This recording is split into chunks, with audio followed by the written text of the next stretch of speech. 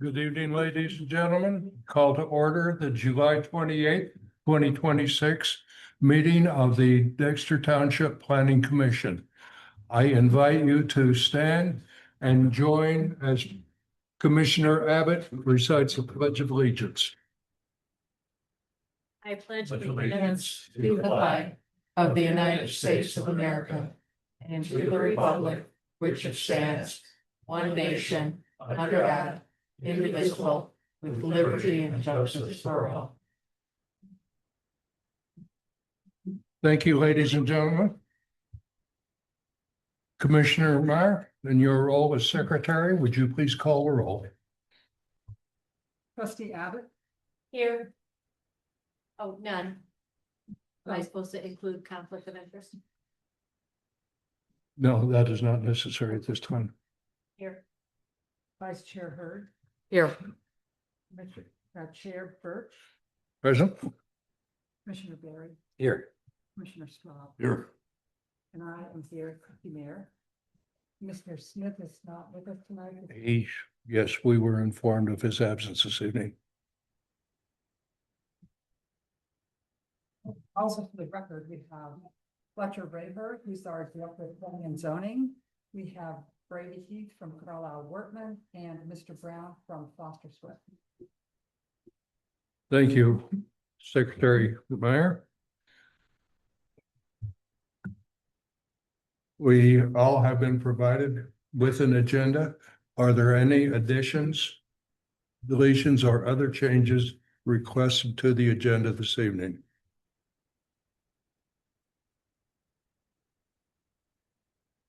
Hearing none, the floor will entertain a motion to approve the agenda as presented.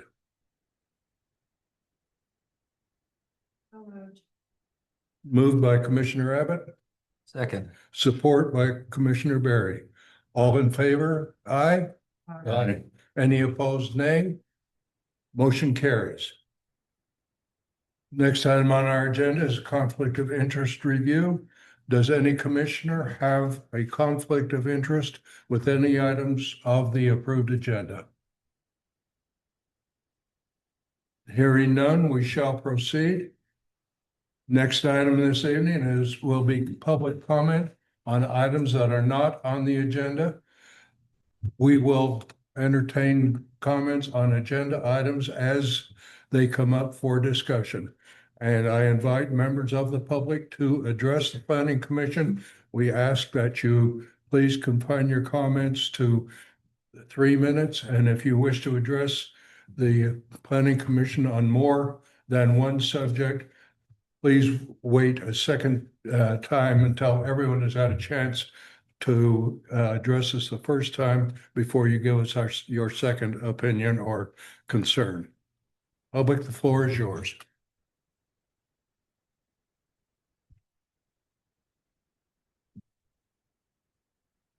Hearing none, we shall proceed. We have no public hearings scheduled for this evening, nor do we have any action items scheduled for this evening. Our first item of new business is discussion of items in public comment as appropriate.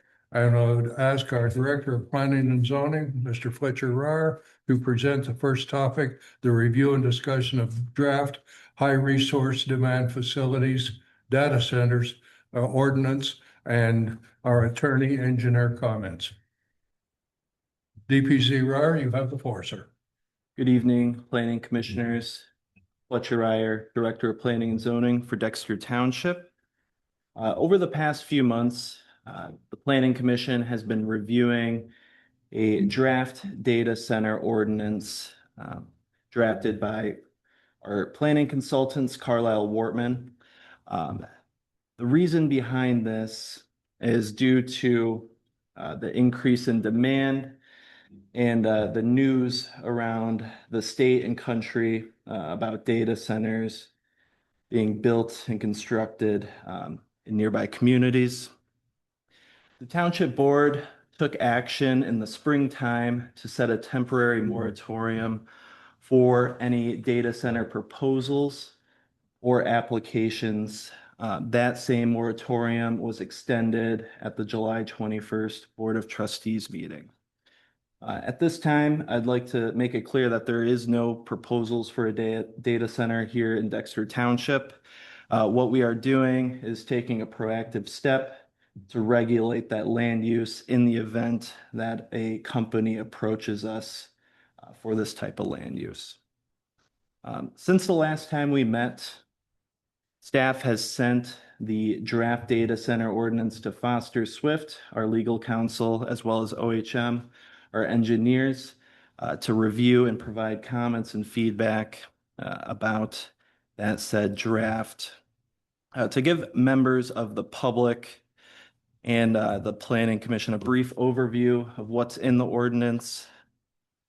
We'll start by where this ordinance would allow them to be located, and that is in the general commercial zoning district as a special land use. That district is at the North Territorial and Dexter Pinckney intersection, where the Bear Claw Coffee sits currently, and the fields behind that coffee shop. That would be the intended location for this type of land use as a special land use. Data centers would be prohibited in all other zoning districts. Our residential districts and agricultural districts and our lake districts would not be allowed to be used for this type of use. One other aspect of the data center ordinance is that any data center applicant would be required to hold a community meeting prior to holding a public hearing at the Planning Commission and prepare a community engagement plan, notify nearby property owners, and receive comments of the proposal. The ordinance also establishes buffering requirements, setback requirements, water conservation requirements, emergency access, and fire protection requirements.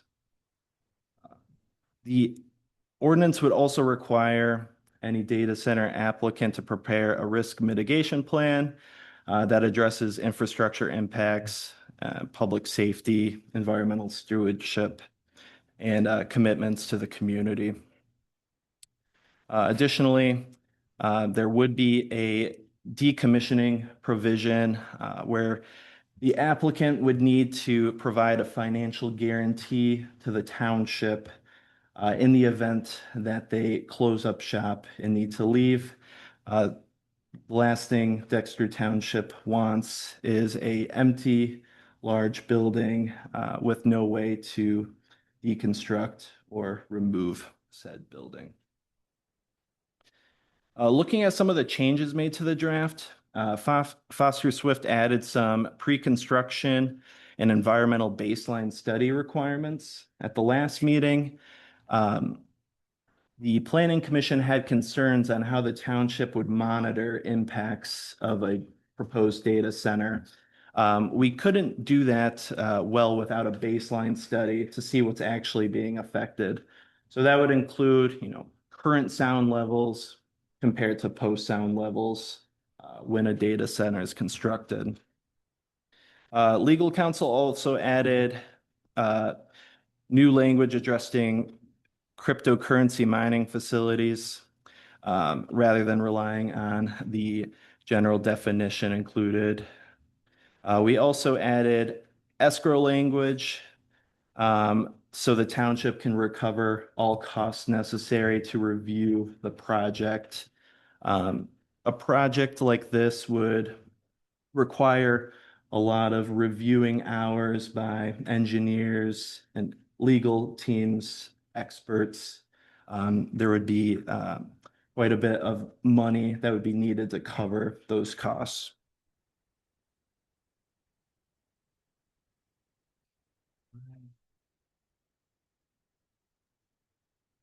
Then moving on to some of the engineering comments, OHM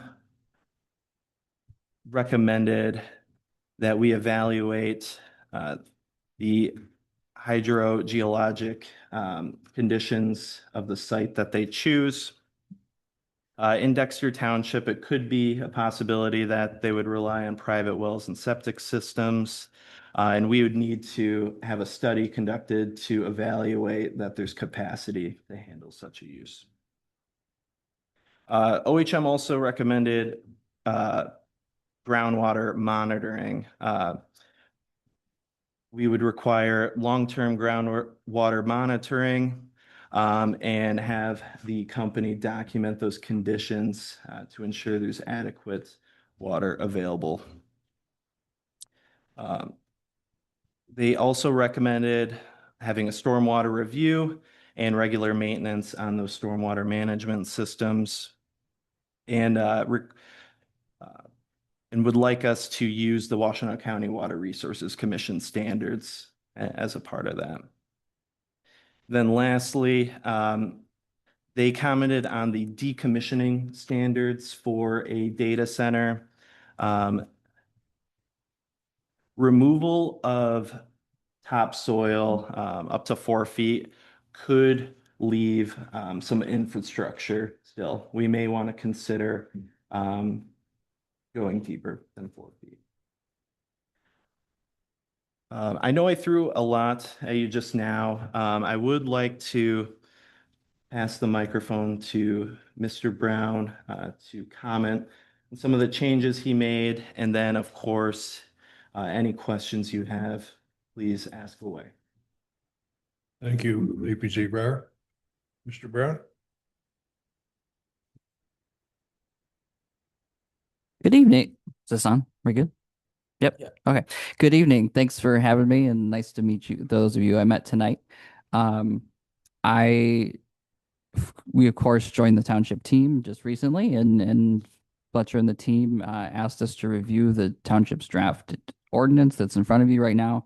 And with an eye towards, either continuing with the current draft or working with something that, our firm's kind of template and having reviewed the draft, honestly, it was one of the best drafts I've seen so far for one of these ordinances regulating this land use. So big kudos to DPZ and to Carlisle Wortman on that and all the township work. I even said that we would steal a couple of things from it, and I think that's completely true. I've added a couple items from that. So kudos to all of you for doing great work so far. Definitely continue with this draft, and I would encourage you to do so. Fletcher covered most of the changes we made based on either just kind of eyeball things that we would normally see in our drafts or based on the comments and questions that the commission and others had submitted to us. One of them was our standard escrow provision in terms of when the township gets a large special land use application for a intensive or large scale development, those applications take a lot of resources for the township to review, and that's not on the taxpayers to bear that burden, right? The last thing the township wants to do is get underwater on those costs. And in terms of engineering fees or legal or planning or sound monitoring or whatever it might be, environmental work, you definitely don't want to be behind on those. So the ordinance now reflects in a mechanism where the board can set those fees up front, require those escrows to be funded with the application and replenished so that the township doesn't get underwater on those costs, to make sure the developer bears those burdens and not the taxpayers. We did add some standard language we have about cryptocurrency mining facilities. Is it completely necessary? Maybe not, but it's always good to be explicit, right? And there's slight differences there between those facilities and data centers in terms of what they use and what they're used for, right? Very similar in kind of structure and function sometimes, but there's slight differences there. Added the explicit 125% financial guarantee amount for decommissioning, which I don't know if it was just a typo that it was left out or if it was 100% or before. We added a small provision about, in section N, about violation and hearing procedures just to shore up those due process concerns on the revocation proceedings of any permit. And you can see the full red lines that we added to the draft as you go through. So, and I would be happy to answer any questions you have tonight. Thank you. Mr. Brown? Commissioners, I will open the floor for our first round of discussion and questions. Should we have any of either DPZ Ryer or our township attorney? Commissioners? I wanted to ask on the dimensional standards on page 12 and under number F. You have small scale and accessory. You talk about data centers, you're talking about small scale and accessory. You have 2 acres. Can we increase that? To how many acreage they have to have for a small scale?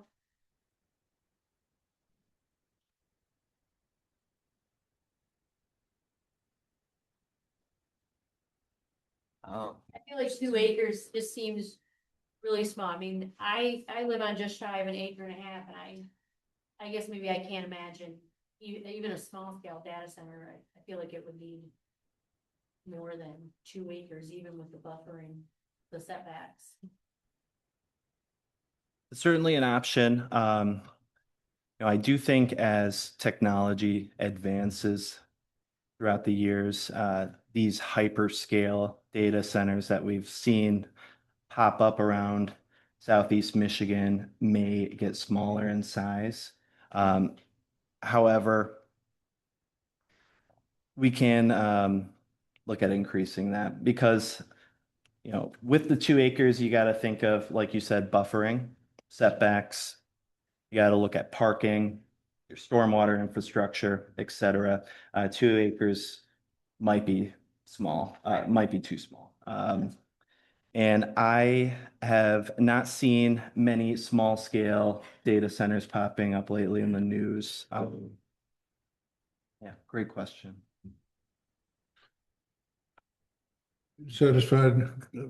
Yeah, I just wanted to know if that could be changed, because I just feel like 2 acres is too small. When you think of data center, even a small size, how would that fit? And then, it's 2 acres allows them to be much closer to, you, me, anyone out here. Thank you, Commissioner Abbott. Commissioner Straub? Thank you, Mr. Chair. First of all, just adding on to Trustee Abbott's comments, I think there is some logic in, it's going to sound like an odd comparison, but if you remember the gyrations that we went through about how many goats, how many cows, how many, little piglets or whatever, I think there is some logic of separation and density that can apply to other situations. Notwithstanding the whole, right to farm issue, we were talking more about residential area, hobby farms, something other than commercial. So seems like we would be on some solid footing there if we made similar comparisons. A few other points in the document before us. I appreciate the addition that council made to the reconstruction baseline study. And I think that was an issue that I brought up, concerned about how would anybody enforce something after the fact if we didn't know what normal was. And I would request everybody involved with this, public, staff, planning commission, to think through maybe other things like that if this should ever come about and, things kind of go toes up, that doesn't work out as it should have. Usually the evolution of things going bad, it doesn't just all go in the dumpster overnight. There's a progression, and that progression can be slowed or halted if we start with a known baseline and then we are able to compare, what are the egregious events that happened in smaller increments. Later section about the removal depth, I think I brought up the 4 feet, and I'm fine with that being a minimum, but to me, the 3 feet didn't make any sense. And this is pretty consistent, I think, with my comments on large scale renewable energy facilities. Huge concern about how far in the ground you have to anchor something like a windmill, but on a different scale, but same philosophy. You have to be able to restore this to something that could be usable, so it doesn't just become blight. And you couldn't even put up a pole barn if you didn't have at least 4 feet, but if somebody wanted to consider that maybe we need room for basements or something, I think there's some logic behind that could be pursued. And I think the last comment / question I have at this point is on page 8 of 47 of the packet, the facility should be considered an HRDF only when subsection A and subsection B below are met. So under A2, we talk about on-site emergency generation with an aggregate nameplate capacity exceeding 2,000 kilowatts and or on-site fuel storage exceeding 10,000 gallons. Is there an analogous electrical storage that might also come into play? Electrical storage, we dealt with, discussed a lot with the large-scale renewable energy facilities, but it seems like I don't care how they store their energy, whether it's in liquid form, whatever the equivalent of electrical form would be of 10,000 or 5,000 gallons. It seems like maybe that should also trigger that the facility then becomes recognized as HRDF. I think, Mr. Chair, that's takes care of me for the moment. Thank you. Thank you, Commissioner Stroud. Mr. Chair, Uh, could I DPZ Breyer. comment on a couple course. things? I feel like in my initial discussion about what's in the ordinance, I feel like I left out one of the most important factors and probably one of the questions that many of the people in the audience have here today. But as I stated earlier, the commercial zoning district would be the only district that would allow a data center via special land use. As it stands currently, there would be 33 acres of available land for a data center to use when applying all of the setbacks and buffers required. One of the properties just down the road, the Esch property, is under consideration for a conservation easement. If that is finalized and the conservation easement is applied, the acreage available for this type of land use would be reduced to 14.2 acres roughly. I think I wanted to get that out in the open in case anyone had questions about that to start, but please continue with any discussion or questions you have. Thank you, DPZ Breyer. Commissioners, anyone else have a question or comment at this time? So, Commissioner, thank you. So I had, when I was reading through the packet, it did strike me that the draft ordinance has kind of jumps into the ordinance with this chart. And then I have this on the extra pages. Did you provide this? Yeah. Yes, the initial packet sent out to you. Somehow I deleted the first page of the draft data center ordinance that goes over purpose and intent and all of that, but that's for you to add to. That's great. It should have a basic definition, which is here on this page, so I think that's great. I had a question also about the accessory, because if our space is limited and someone were to put in an accessory data center, could they put in a data center in, like, by the coffee, Fair Coffee, that would support a hospital in the Detroit? Is that doable? Because if it supports hospitals or other large employers, we don't really have that anywhere. So can you have one that's not at all closely geographically situated next to the thing it's supporting? No, I believe it needs to be on site. of the facility that it's servicing. But Brady, could you comment on that?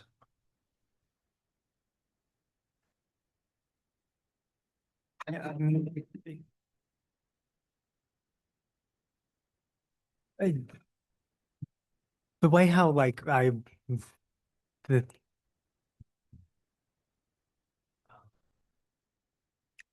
I think like it could be like that. I'm sorry, can you repeat the question? So, if you had an accessory data center that was sitting on the corner here, could that be used to support a hospital in Ann Arbor or Detroit?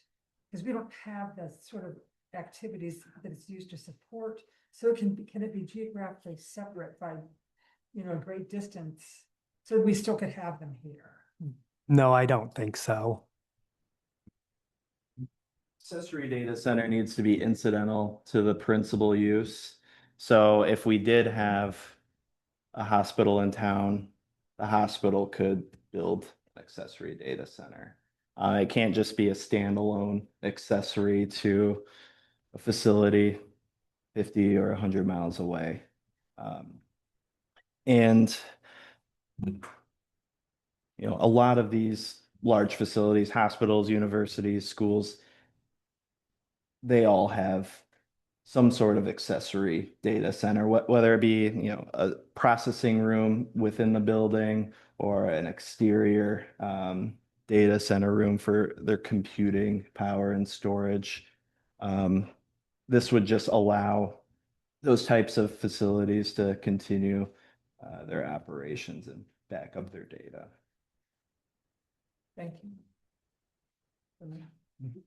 Commissioner Strub? Mr. Chair, Commissioner Mayer's question just prompted another question that I'd like to pose to legal counsel.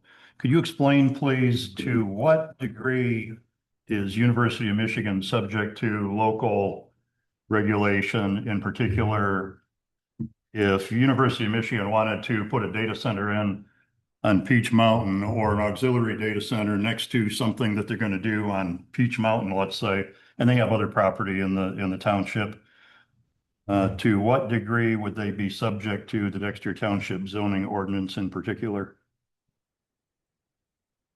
Can we come back to that question? Sure. Okay. Thank you, Mr. Chair. Thank you, Commissioner Strub. Commissioner Abbott? This, found in dimensional standards. So in number 4, you have minimum setback, so high resource demand facilities, 400 feet from any residentially used or zoned property. But then over in 6, we have citing high resource demand facilities, including but not limited to large scale data centers shall not be located on any parcel within 500 feet of any residential use property. Does 6 contradict 4, or because when I read the minimum, when I got to the 400 feet, I made a note that I thought that 400 feet, and I know exactly how much that is because I measured the site distance for a resident who had a hidden driveway and she wanted a sign, so I took a wheel measure and I measured, and it was like 485 feet. And so when I think about 400 feet, I don't know anyone who wants anything to be that close to their home. Sure. That is a typo. It should be 500 consistently for the high resource demand facilities and large scale data centers. And the map that was shared with all of you shows that 500-foot buffer. So that was our initial intent with the buffer. The usable acreage that we listed was based on that 500-foot buffer. So the 33 acres currently, 14 acres with the conservation easement.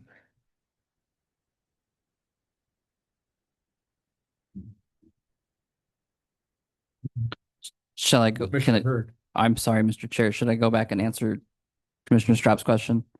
Yes, sir. Yeah, so I never want to speak without making sure I'm getting my ducks in a row. No, U of M and all the 15 public universities that are constitutional universities are exempt from local zoning right now. As you know, there's a water authority locally that's trying to put a moratorium on supplying water to such facilities and things like that. So there's other, regulations that may or may not have some say in those things, but the constitutional universities are exempt. All right, thank you. Yep. Mr. Chair. Commissioner Abbott? So if you, right before dimensional standards, on number 4, you're talking about that after each community meeting, the applicant shall submit a report to the township providing the following meeting details. Meeting details, meeting sign-in sheet, and the minutes. I would really like it if when you have submit a report, I would like you to list the X number of days that they have to turn that in to the township. So I don't want it to be like 30, 40 days. I'd like it to be 10 days, maybe 8, maybe 15. But I would like there to be a clock on that report.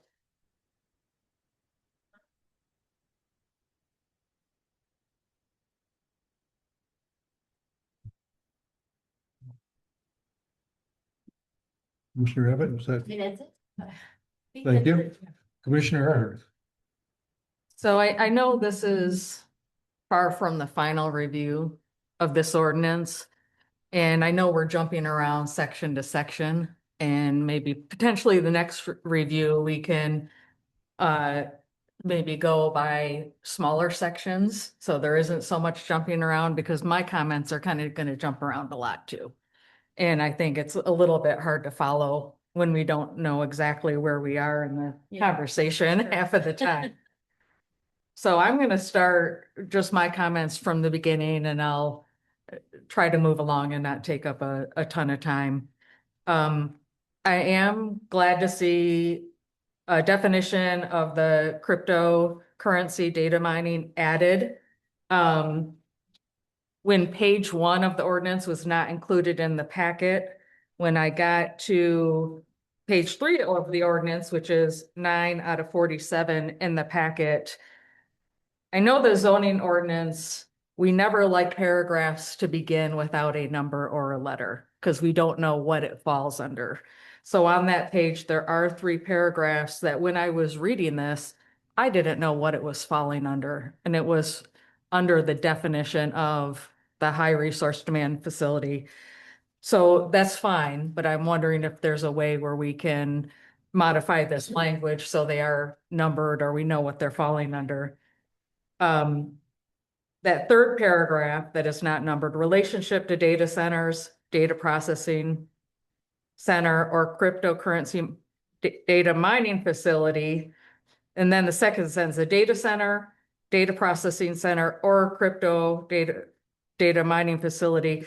I feel like there could be an added language that says, or any type of facility that meets the definition of HRDF, because there's so many more. I mean, when I looked it up, there is the AI factor, and we don't really define the AI because it's so close to a data center. The cloud computing is very close, but someone could come and say, this cloud computing is a little bit different than a data center, or this HPC, the high performance computing, I might be able to define it a little bit differently than how you define it, but we all know they're similar. So maybe we just add something to that sentence that says anything that meets the definition of a HRDF. And then on page 10 of 47, I know Alicia mentioned a couple of things about, this is number 4. Just want to say, under definitions, large scale data center and data processing center, a center equal or greater than 25,000 square feet gross floor area, or located on a site greater than 10 acres. Is it really or do we even want to put the acreage in there? Because the acreage is different. I mean, we don't see the 2-acre part under small scale. I'm just wondering if we just say a center equal or greater than the 25,000 square feet. I mean, I guess you could say with a minimum lot size of 10 acres. I feel like you either need to say a minute with a minimum lot size of 10 acres, because the way it's written makes it sound like it can't be 10 acres, it has to be greater than 10 acres. So I don't know if you want to change that language or take out the acreage completely because it's already mentioned elsewhere. Can I disagree for a moment, please? So I think the logic behind it is whether we like those numbers or not, just set that aside for the moment. The logic is that a building this big over no matter what land mass, or separately, a building any size, as small as it might be, but you just consumed 10 or more acres. So they may not be both. So what is the intent though of the language? I understand what you're saying, but what is the true That intent? triggers that, oh, this is a big deal. So if you're going to consume 10 acres of Dexter Township and you're going to do something that conforms to the rest of this, that's a big deal. Or you could put it on a smaller footprint, but 25,000 square feet, I think it was, that's also a big deal. So we trigger these provisions. It doesn't have to be both. Either one of those will do it. So there will be better ability to ensure that the township can live harmoniously with whatever this proposed usage would be. Is that the intent of the language?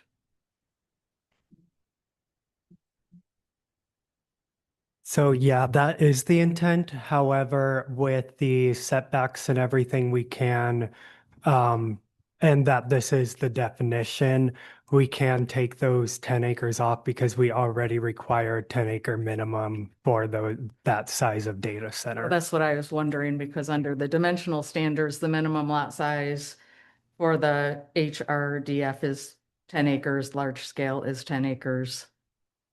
And the smaller scale, 2 acres.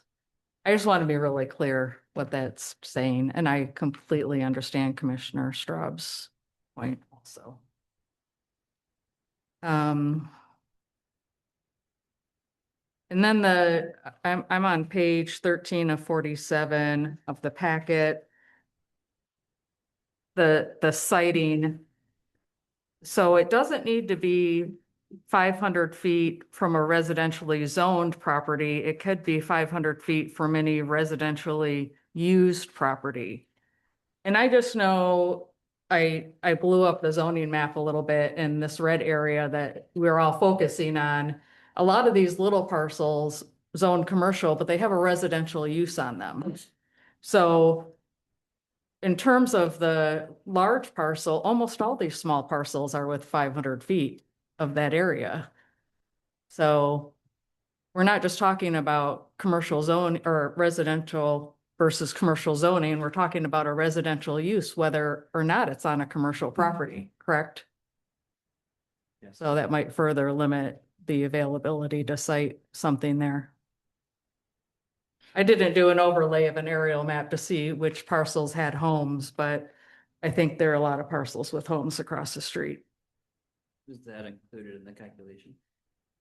Okay. Page 15 of 47.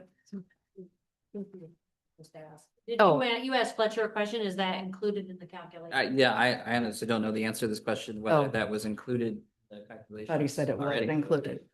So it was taken from the edges of the residentially zoned parcels, not including the structures in the commercial area. However, I can bring a revised map to the next meeting showing the residential structures and seeing how that shapes everything out for the commercial district. On page 15 of 47, under landscape buffering and natural features protection for D, I think there's just a typo in the sentence, parking lots shall meet I requirements. And maybe that's supposed to be the requirements of section 20.4.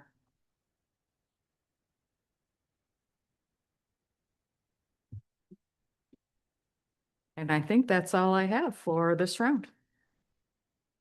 Thank you, Commissioner. I just want to drive home a point that I noticed while Commissioner Hurd was talking, and it said that a small scale data center would be considered 25,000 square feet or less.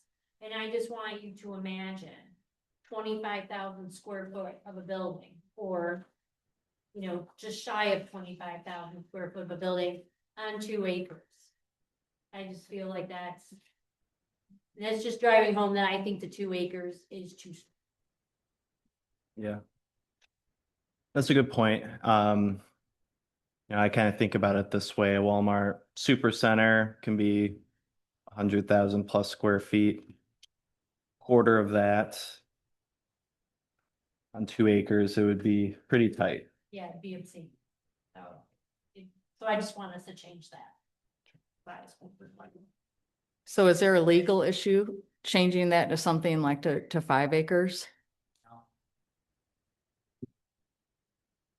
But it kind of self-limits anyhow due to the setbacks.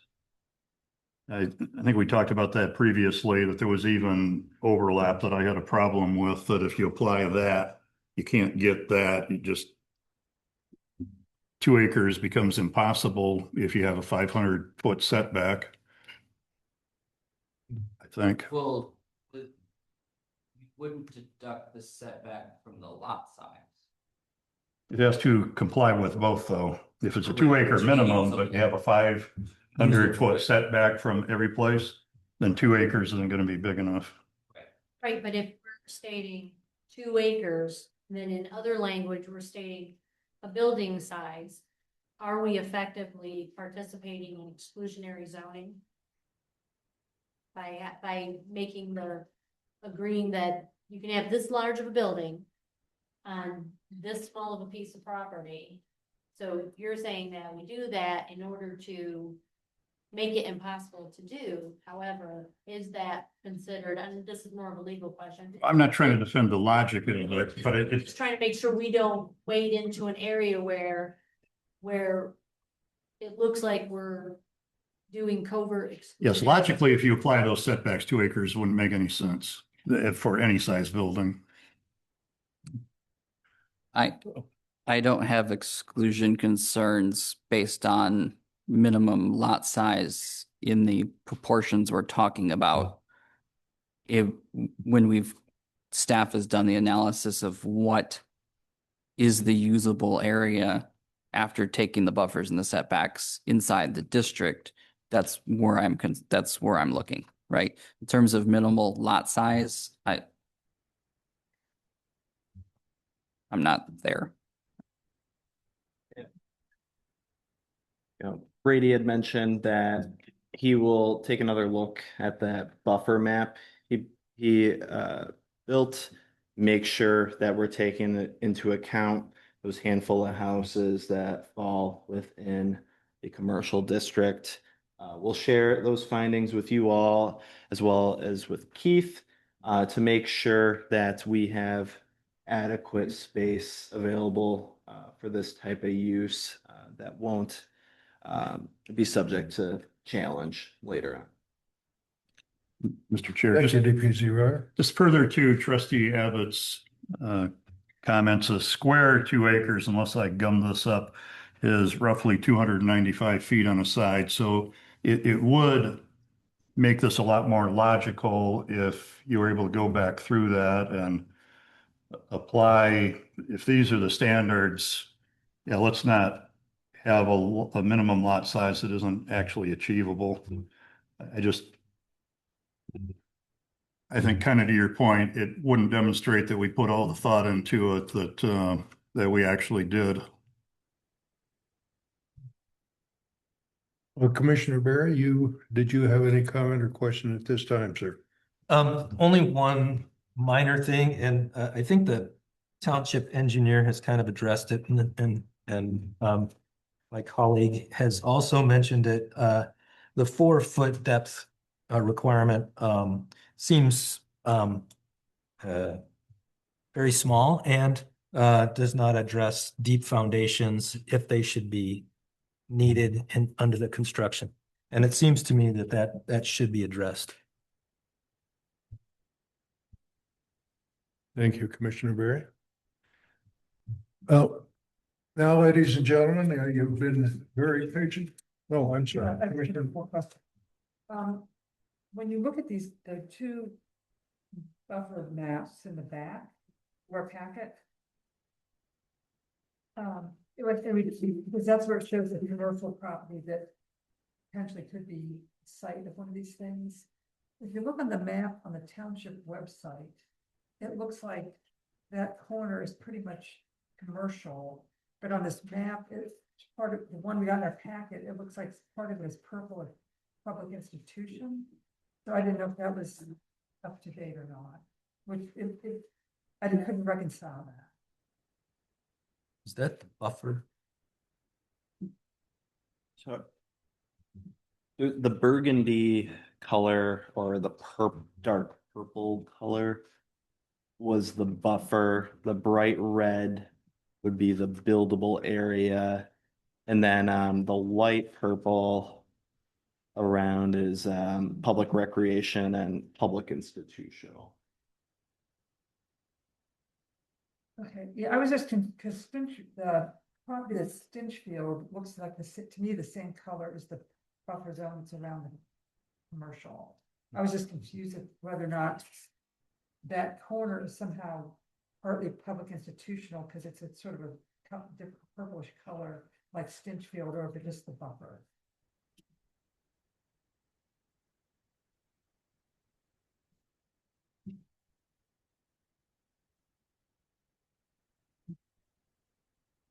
Can you show? Yeah.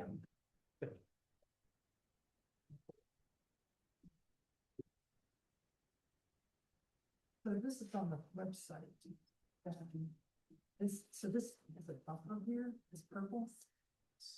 See, I was confused because this looks like to me the same color as this Stinchfield was. Yeah. So I thought this was maybe. So this is that. Okay, And then. okay, that's why I was confused. Okay, thank you. Any comments from other commissioners at this time? Hearing none, ladies and gentlemen, we are very pleased that you chose to join us this evening.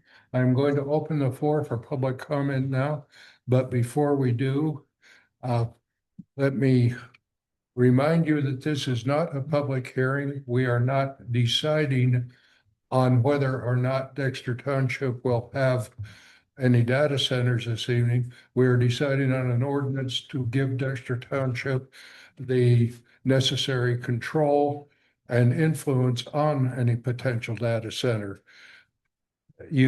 So feel free to address the Planning Commission. And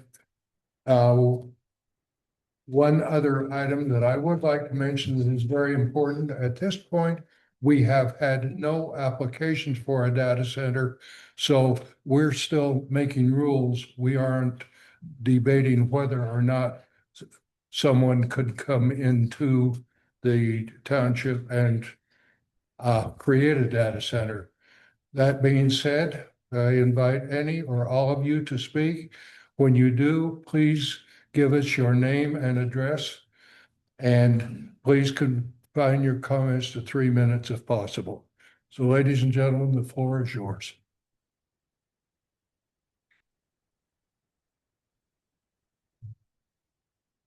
Good evening, Paul Kissinger, 9841 here on River Drive. I have not had a chance to go through the entire new draft. I've been through fairly quickly, but I had some comments. I think it's a great improvement. I think my main comment is adding some more specificity still to the ordinance. Especially when we're talking about adjacent land uses or compatibility with the master plan cornerstone. I think more specificity of talking about, because the high resource demand facilities, I don't think there's anything that is compatible that we have in Dexter Township to them. But we have to put forth in the ordinance, I believe, what we mean by compatibility by referring back to the cornerstones and the specificity associated with those.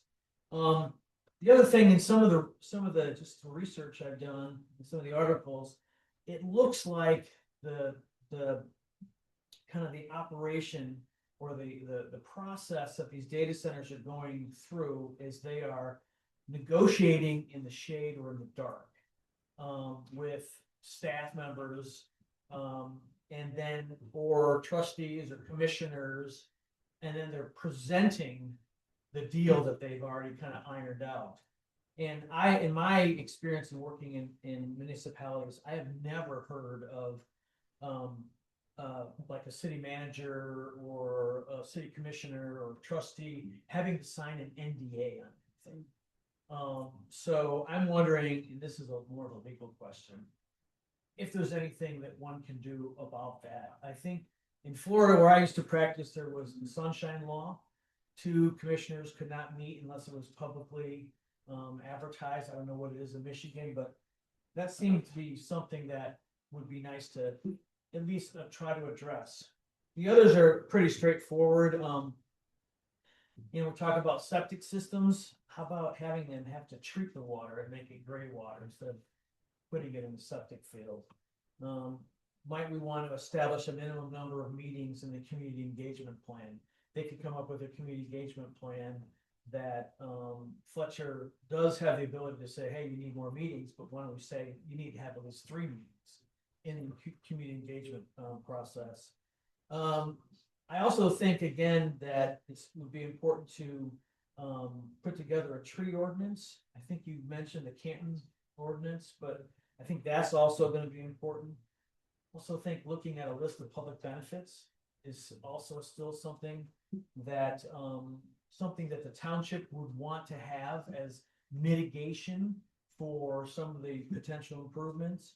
I think the baseline studies are great, but I think we should go one step further and call it an environmental impact statement.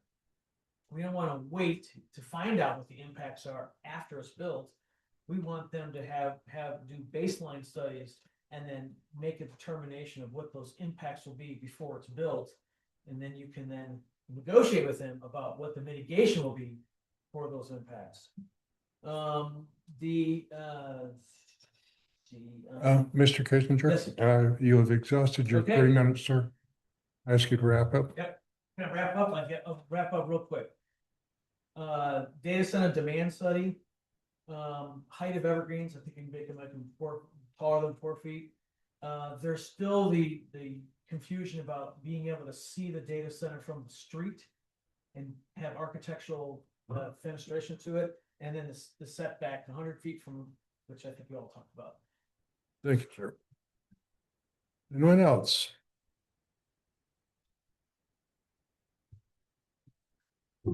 Hi, Mara Kazers, 8901 Island Lake Road. I was just looking at the performance standards. I think there's just a couple areas that could be potentially beefed up a little bit from looking at other examples that I found. Like the noise and vibration, requiring a whole facility acoustic modeling, including cooling generators, transformers, substations, testing redundancy, just like a whole list included in the acoustic modeling, which is beyond just guessing what their acoustic impact will be. And I know there was talk of an escrow to pay for these types of things, but I wanted to make sure maybe in each section that it's explicit that it's operator funded third party review. Also water conservation under the same section. I didn't see anything about drought planning or non-polluting water review.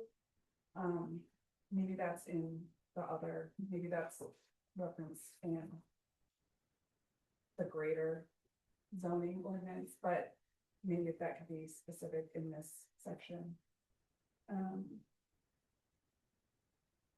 Let's see. Also, I had just noted that that would also have to be operator funded third party escrow. And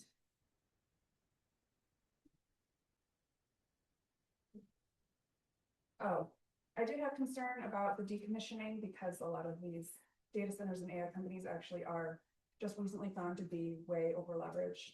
And so I'm not sure if there's a way to have some kind of escrow for the decommissioning.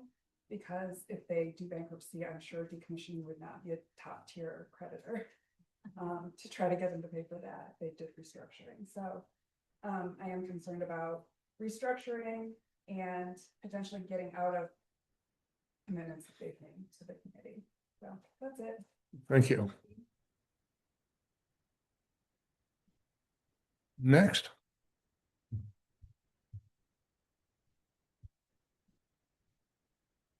I'm appearing as a citizen, Joseph Spiegel, 7905 Sour Drive. One, good draft. Great start. Captures wants, desires, and needs of Dexter Township per the cornerstone. See, we retain a science expert, excellent. I think it addresses the problems that Celine faced, including property assessment issues, property tax issues, and an issue of abatements. I don't understand NDAs for these types of projects, but I will circulate a memo that Meta is using them as a model for other organizations such as Oracle. The noise issue, Dowagiac, recent article, sound travels 5 miles. Think about it. Water usage, Celine, water dropped 4 feet. Impact on roads. And I think we need to have more resources available for public meetings. I will provide my comments in writing after I've had a good review, but it's a very good start. And I'm very pleased that we're going in the right direction. Thank you. Thank you, Mr. Spiegel. Next.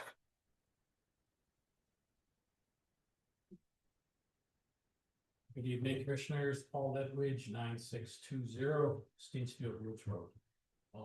Great comments so far. If there's not a provision in there already, please consider impact study that's really broad. This is a big change and something totally different than what we have. A lot of impacts upon impacts. Impact study for public health, safety, welfare. What is it? And also what does it do to police costs, fire costs? Is there another load for equipment for this type of thing? And is there a height restriction in the proposed ordinance? Okay, fine. That's it. Thank you. Thank you, Mr. Ledwidge. Next.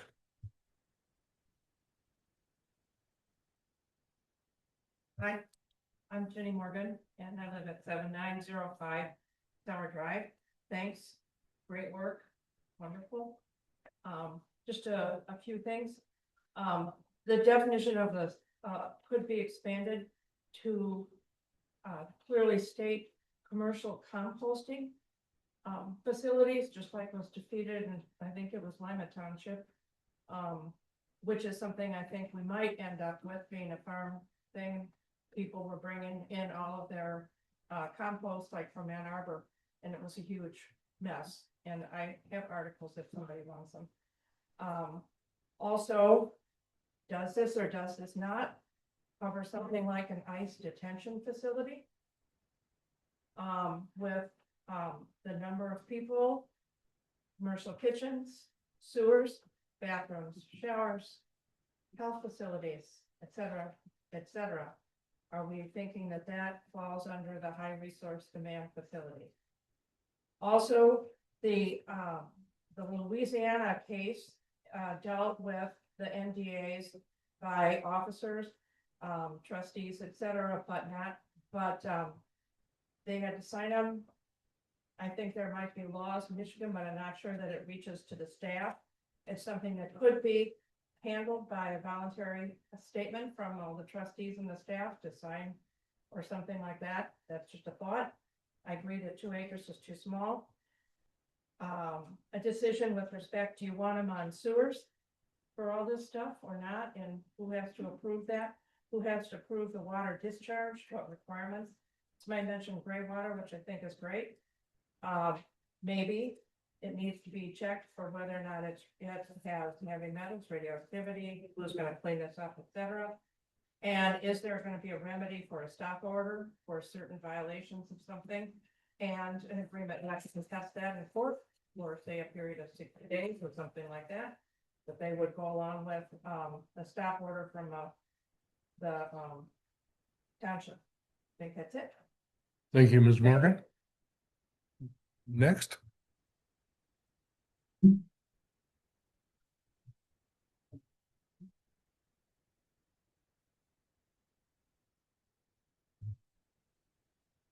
It's a little shorter, but I think it'll work for me. I'm Linda Salbert, 9586 Winston Road. I keep coming back to, I'm not really sure where we got the 500 feet number. So maybe someone can talk about that tonight.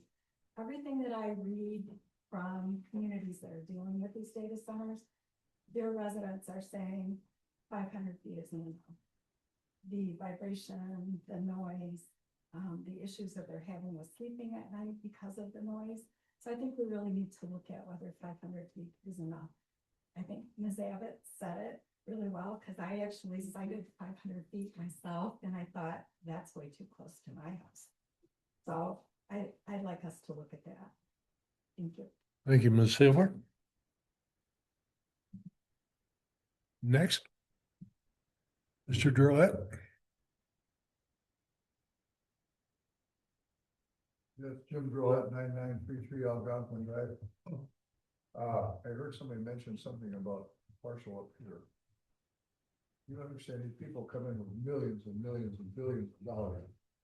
They can acquire land and ask for it to be rezoned at any time they want. So I think we ought to look at our master plan, as opposed to lot sizes and things, and say, hey, what's our master plan say this community is? Residential, rural, ag, recreation. It's not industrial. And I don't care how you classify that commercial, that is an industrial use. All the components are there for industrial. I think 400 acres is probably a small site for these things. Some of them are 800, 1,800. So I don't know where we think we're gonna put a data center here in Dexter Township. I'm not concerned about exclusionary zoning if we stick to our master plan and say, hey, this is not that type of community. I mean, is somebody gonna jam it down our throat? I don't know. If they are, all the ordinance isn't gonna do any good anyway. So think about that. I would rather rely on a master plan that, hey, it doesn't fit. We don't have the infrastructure. That our services can't support it. Not a good fit. Thank you, Mr. Drollet. Next.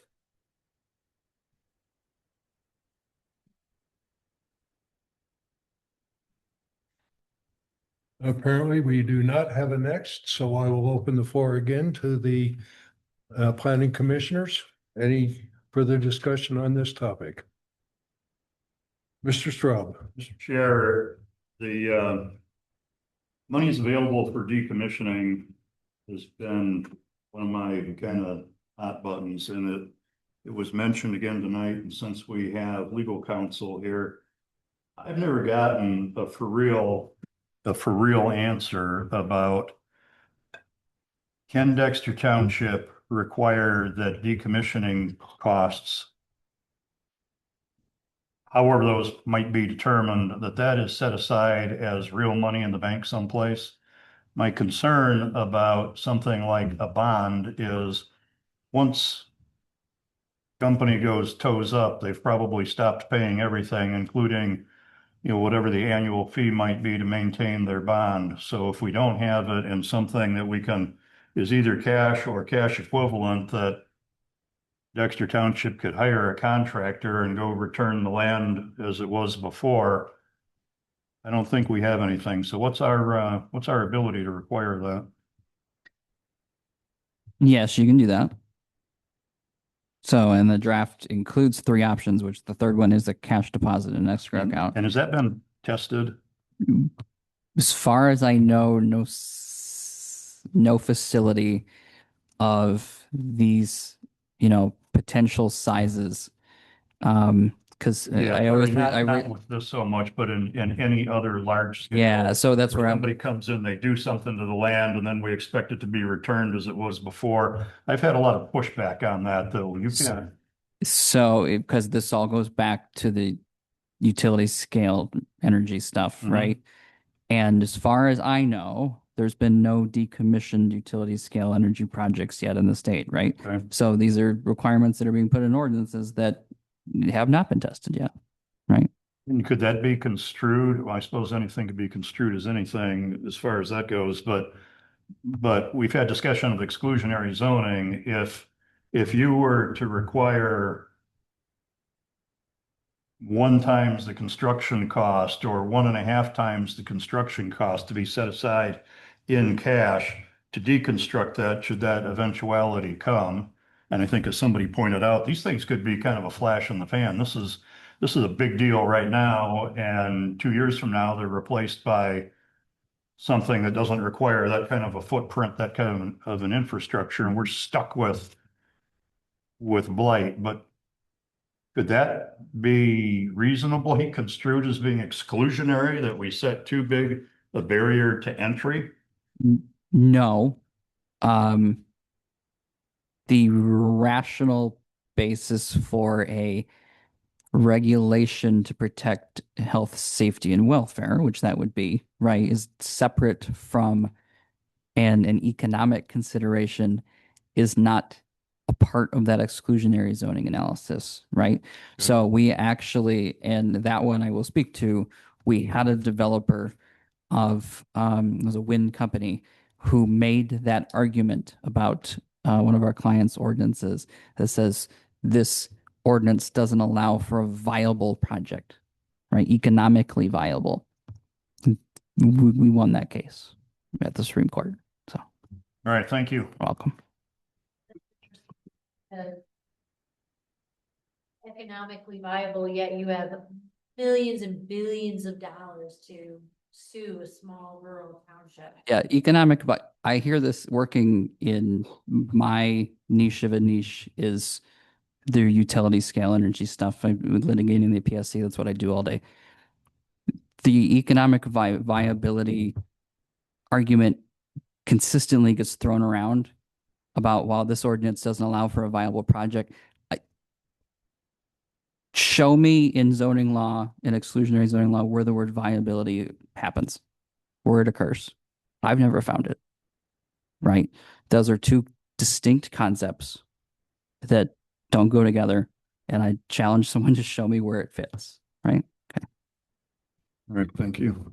And just to kind of wind that up, I think for a number of reasons, Dexter Township is not a very attractive site to locate a large scale anything, particularly a data center. Now, we do have a couple of attractive power lines that go through here. In proximity to those, somebody could put together enough land to do something that right now I don't think might be feasible, but I'd hate for me to be wrong. There've been some crazy things that have been built in some crazy places. So, maybe Dexter Township, but I don't think it's going to go on that corner. It goes more toward, Mr. Droletter, one of the speakers, said you can buy up and sew together enough contiguous parcels to do darn near anything. And I think our real risk is where the high tension lines crisscross north, south, east, west. So for that reason, we need to go through this just as we needed to go through the large scale renewable energy process. But I think it's more likely that one of our neighboring townships is going to be better suited for it. We don't have rail, we don't have highways, but we also have the ability to be wrong. So. Thank you, Mr. Ms. Meyer?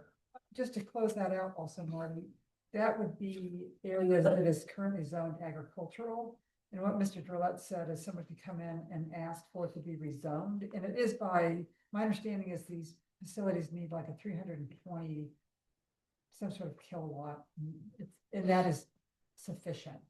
If they came in and asked for a rezoning on from ag to commercial, can we fight that? And All rezoning is discretionary.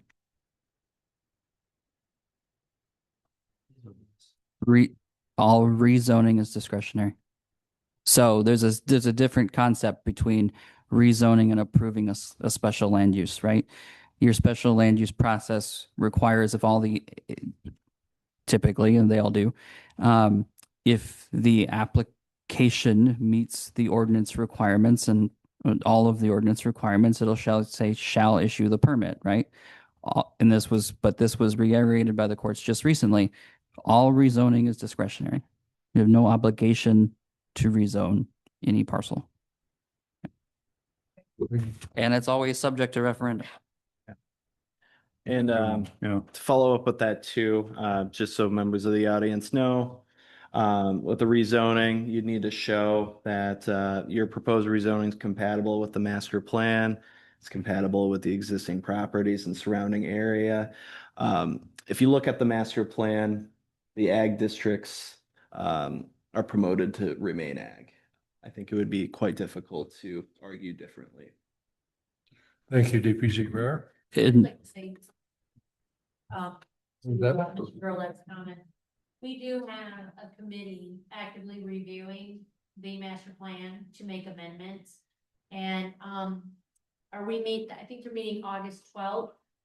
My phone's over there, so 19th, October or August 19th. Okay, so we are meeting August 19th at, 6 p.m. and the public is welcome to come to those meetings. Ms. Abbott? I will add to even the master plan part of rezoning is, even if that's still discretionary, even if a use is, say a use is future land mapped for that use, the actual rezoning is still discretionary. Whether it meets your master plan is one factor, not the whole shebang. One more thing, I do have the master plan review committee scheduled for August 12th, 2026. So if members of the audience want to attend that, I would encourage you to do so. We're taking a look at the existing language, and in the next few weeks, we're going to have some draft language proposed to review and contemplate. So that, again, that was August 12th at 6 p.m. That we would be meeting, and you are all welcome to come. Thank you, Commissioner Abbott, DPZ Rare. Any further discussion or comments regarding the draft high demand, excuse me, high resource demand facilities? Hearing none, I will close the discussion on item 9A, move to 9B, the review and discussion of draft Article 4, which covers schedules of uses and section 16.36 ordinance language. DPZ Rare, would you please introduce these to the Planning Commission? Good evening, Planning Commissioners. Over the past few meetings, we have reviewed section 16.36 of the Township Ordinance, which handles reviewing land uses that are not listed in the ordinance. The current ordinance allows the Director of Planning and Zoning the ability to review proposed land use not listed as a similar listed land use in the ordinance. I would need to look at compatibility with parking, with traffic impact, water and sewer impact, stormwater impact, and noise, odor, and glare impact.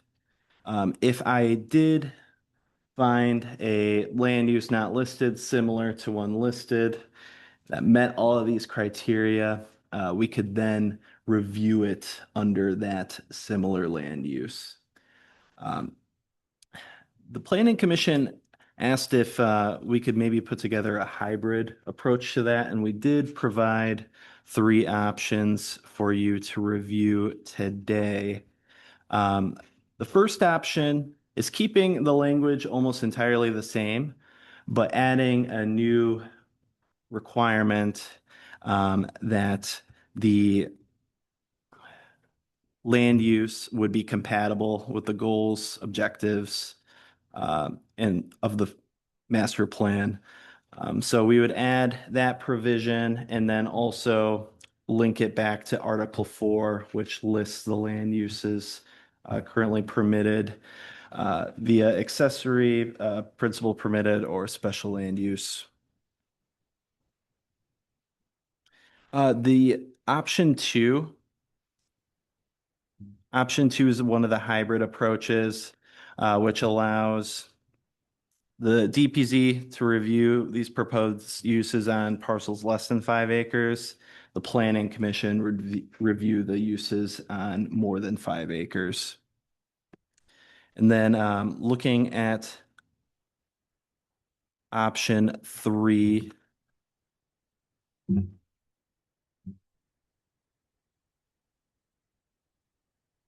So I would review the land use for consistency with the current compatibility objectives. And if I deem it similar, the Planning Commission would also review the land use for neighborhood compatibility and master plan compatibility. So the reason for option 3 is because whether it fits with the master plan or is it compatible to the neighborhood, it's more of a discretionary decision that should be discussed at a planning commission meeting, like we're here tonight. Whereas like parking, noise, odor, all of that, it's kind of not a discretionary decision to make. So the reason for option 3 is so that Fletcher can see if it fits with those first 5 standards that were originally listed in section 16.36. And then if he sees that it is compatible with another use, then it goes in front of the Planning Commission, and then you can make the decision of if it's compatible with the master plan and the neighborhood surrounding it. If he does not find it compatible, then it just stops right there.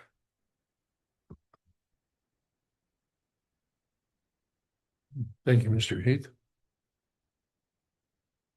And one more thing I'd like to add is with the current ordinance and with option 1, regardless of my decision, whether or not use would be permitted or not, that applicant would need to go before this commission for approval. So if it was a land use that required a site plan or a special land use as the similar land use, they would end up back in front of this group regardless.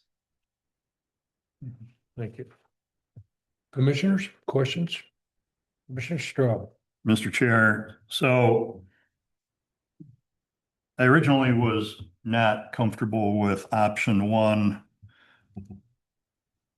And possibly I was overthinking it because this is a rare occurrence. I don't know.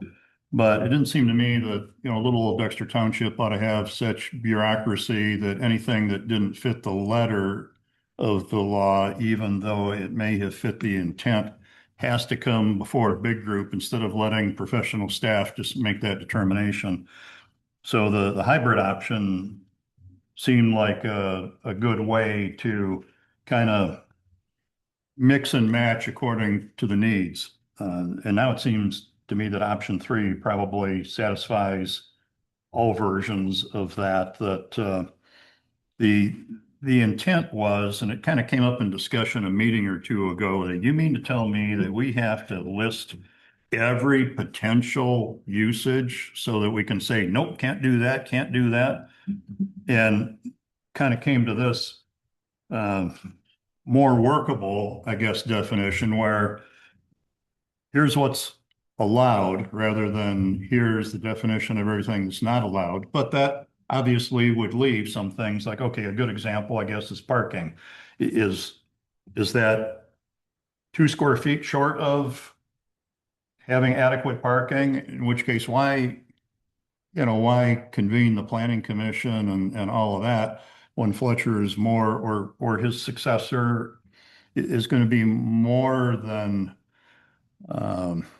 skilled to come to that determination, and it's all harmonious with what the intent was. So it seems to me that option 3 doesn't create cumbersome bureaucracy, yet does allow for the provisions that, well, let's just kind of do a high level review of this, that and that were deemed to be okay by staff. Do we agree or not? So it seems that that's going to be real workable for the township and be harmonious with the intent of the zoning ordinance. Thank you, Commissioner Strub. Other commissioners? I'm gonna just weigh in that I liked option 3 also. D, I was in agreement with option 3, so. DPZ Ryer, was it your intention that we adopt one of these options this evening? My intent was, discussion of the 3 options. And if this group feels comfortable with one of them specifically, we could set a public hearing to consider amending the ordinance. Thank you, DPZ Ryer. One Commissioner Berry? One just finer point on, I think option 3 is the best choice too. And the reason is that if a proposal for a use that is not listed survives the DPZ review, it just gives us a second touch, which I think could be important in some rare conditions. But in such a condition, it would be a shame to let a use go through that hadn't been fully considered, by this commission. Thank you, Commissioner Berry. Any other comments? Comments from the general public? I haven't read what you folks are talking about, but we discussed this at great length back when we wrote the ordinance that was being adopted in 2020. And the problem I had then and I have now is to leave something in the hands of the DPZ. Number one, puts the line of fire for an agreed board member. We've changed DPZs 3 times in the last 6 years. In my experience as a planning director for 16 years in the city of Chelsea, we listed in the ordinance what the planning commission at public hearings said they wanted to see as permitted uses in zoning districts. So you write them down. You don't have to illuminate every use. But if somebody comes in and says, "Yeah, I want to do this," they have to say no sometimes. Sometimes you just have to say, "Hey, it's not allowed, but if you would like to petition the planning commission for an amendment to the zoning text, that's fine." Then you ask them draw up the petition. Person comes in and has to explain why to you folks as a commission that it's compatible. You're getting, you're getting into Airbnbs and all that stuff, you gotta watch out. Because you're getting into an area where, well, somebody comes in and says the DPZ was, I think it's reasonable. They're using the houses like everybody else is using their houses. So I would suggest that you just have the commission, and what kind of fees are you gonna charge for having this little scenario come to the planning commission? Somebody Normally, when you have a person petition, for a change, they have to come in and go in front of the commission, they have to pay a fee. You have to think about that too. So, you folks are here for a reason. You've heard all the comments, the uses people wanted. If they're not in the ordinance, they're not in the ordinance. Sometimes you just have to say no. It's not in the ordinance. But if you'd like to change, fine. Thank There's a you. process. Thank you, Mr. Gillette.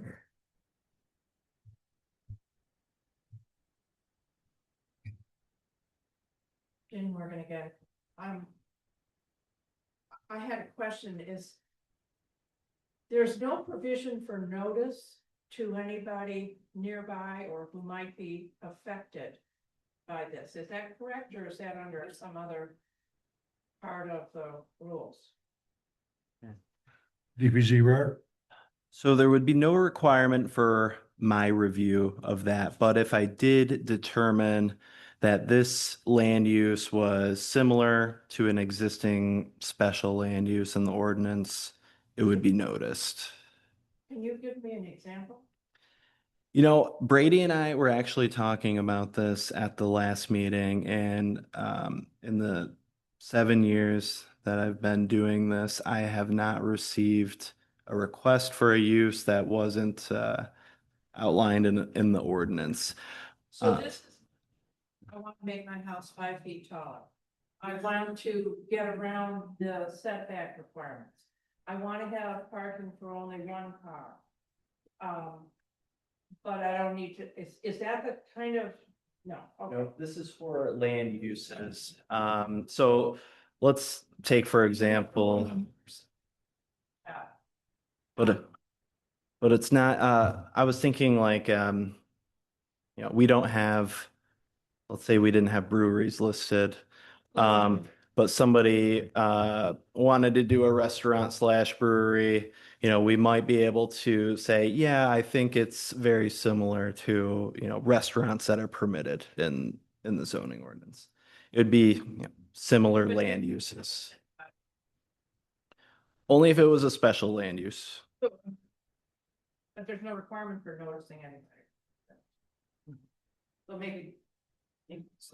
So DPZ would make a determination of whether the use is similar.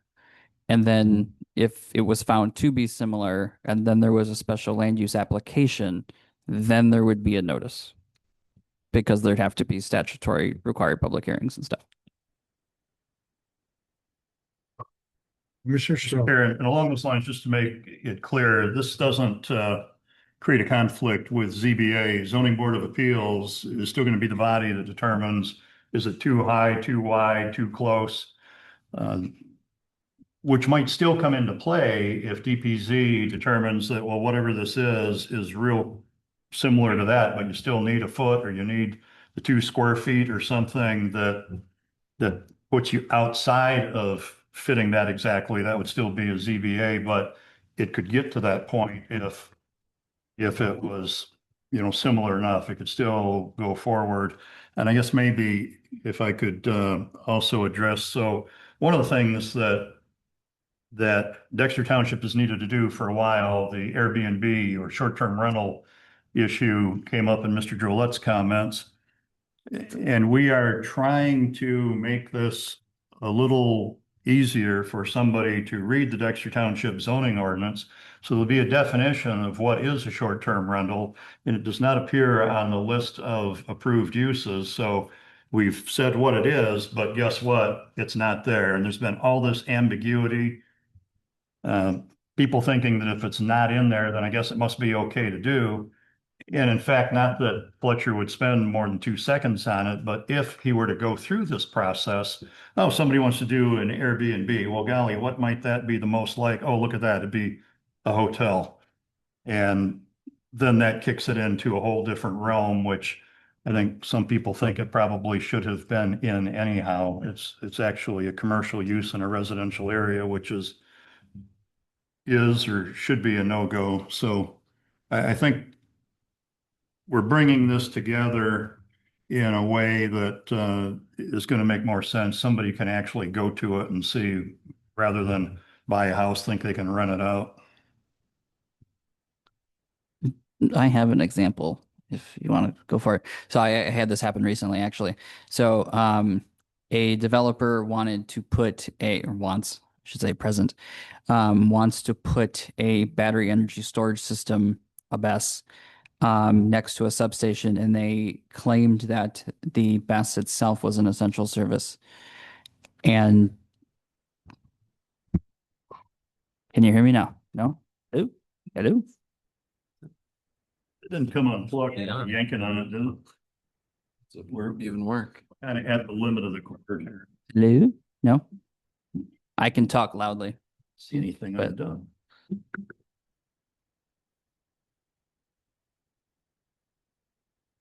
Hello? Hello? No?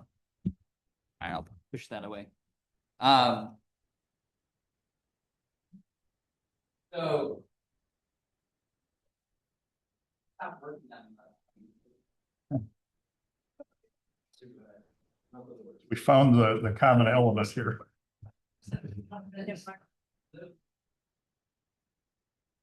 the attorney too much, you can't have tech, right? So. So a developer came to a township and said, we want to put a battery energy storage system next to the substation. They said the BESS itself was a essential service. And the planner said, no, we have a definition in our zoning ordinance for alternative energy generation. We're gonna classify it like that. And the developer said, well, we disagree with that. And myself and the planner came back and said, this is our termination. Here's the application to appeal to the ZBA. Here's your fee. You're welcome to appeal that.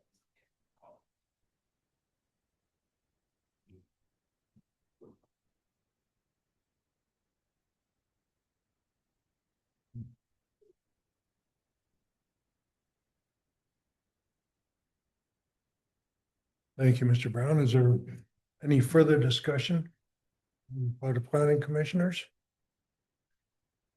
Hearing none, because we had near unanimous support for option 3, the floor will entertain a motion to schedule a public hearing to evaluate the options and select changes to section 16.36 uses not specifically listed. Mr. Chair, just kind of a procedural question.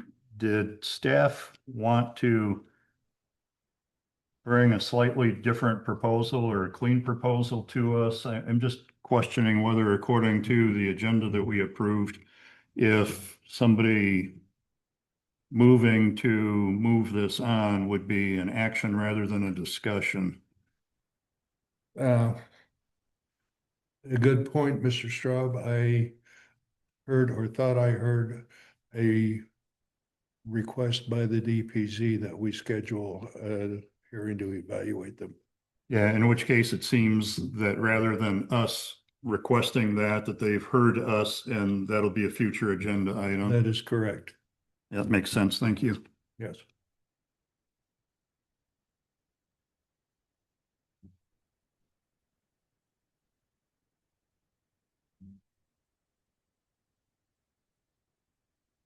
Commissioners, we do have a motion on the floor. Are you looking for a second in motion? I'm looking for a motion. So moved.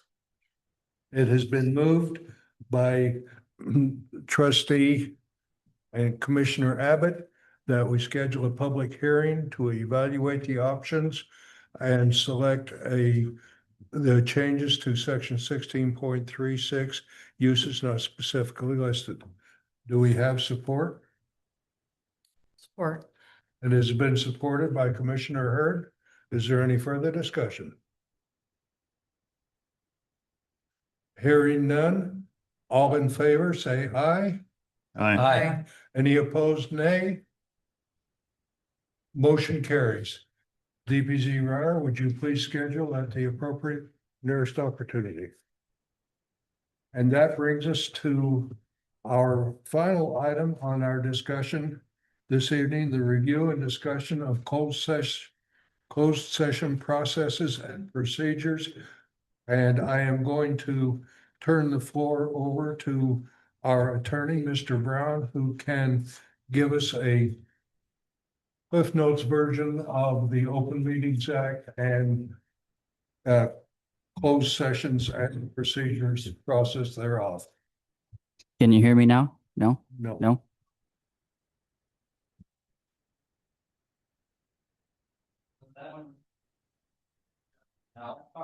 Okay. I was asked tonight to talk a little bit about the Open Meetings Act and closed sessions and how that process works, just as a education point, with the township and in general. As you know, the Open Meetings Act requires that any deliberation of public policy that occurs by a forum of any public body must occur in an open meeting, properly noticed into the OMA, et cetera, et cetera. Whether it be a regular meeting, special meeting, whatever, the OMA applies to email discussions, right? Never apply all to a email sent out to amongst the PC, right? Where you're setting, if you're planning a meeting and discussing times, you're not discussing policy, right? But never have a substantive debate via email with each other, when there's more than a forum present. Or I sent you, like every once in a while, this happens is, chair will send, hey, we're gonna have this discussion, the PC member will respond with this comment, please do not respond, right, to each other, have that public, that is what the Open Meeting Act requires of you, right? Now, there are exceptions to that, there is a provision of the Open Meetings Act which allows for closed sessions, till 15.68. However, there's limitations to that provision, right? A closed session can only occur for specified enumerated purposes listed in that section of the statute. And one that comes up a lot is 268H, which is to discuss material except in discussion or disclosure by state or federal statute, which that one is used a lot by attorneys, because included in that language is attorney-client privilege communications, right? So if I or a member of my firm writes a legal opinion, a written legal opinion, presents it to the PC, you could move to the closed session to discuss that written communication. I maintain attorney-client privilege over that document of that decision, right? No discussion occurs in closed session. Sorry, no deliberation occurs in closed session. Basically, we go over what the written memo was. This is just one example, right? We go over the written memo, ask questions of the attorney, but there's no deliberation, there's no action taken. All of that has to occur when you return from closed session, right? So when you go into closed session, it has to be a motion, the motion has to be made by a member of that body, right? So a member of that committee, a member of the PC, the board, whatever body you're in front of. And then generally, for most purposes that are applicable to the township, that motion to enter closed session is going to require a statement of the purpose of the closed session, right? What subsection are you working under? And why are you going to closed session? And then it has to be a roll call vote, and 2/3 affirmative vote of those appointed or elected and serving is required to enter that closed session, okay? So let's say that PC has 1, 2, 3, 4, 7 members, okay? So 4 yes votes, as long as there's 7 appointed members, 4 yes votes are required at all times to actually enter closed session. Even if there's only 5 of you there that night, okay? 3 doesn't suffice. And there are some little exceptions to that in terms of a couple of the purposes, but in the general sense of things, that's is required to enter. When you leave closed session, it can be a voice vote, it can just be a majority, that's fine. So those are kind of the basic mechanics. And then when there's minutes, 4 minutes, of recording secretary or the acting clerk or the committee secretary, whoever it might be, takes minutes or notes from that closed session, and they are kept for 1 year. And they are approved just like normal minutes, but they're approved separately. So what ends up happening a lot of times, what that is, when a body has a closed session, the next meeting, when they're approving their public meeting minutes, you approve those as normal. And then have a separate item to approve the closed session minutes from the previous meeting, have them in an envelope, everyone can open at that moment. Read them, make sure you agree with it. Have your vote to approve them, and then everyone turns their copy back into the secretary or the clerk, who keeps one copy. Okay, the rest can be shared. So those are kind of the basic mechanics. And I can answer any questions you might have. Commissioner Barry, your hand is up first. I'm sorry. If there's an objection to an item that's in the closed session meeting notes, how can that be addressed without going back into closed session? See now. Well, it's just.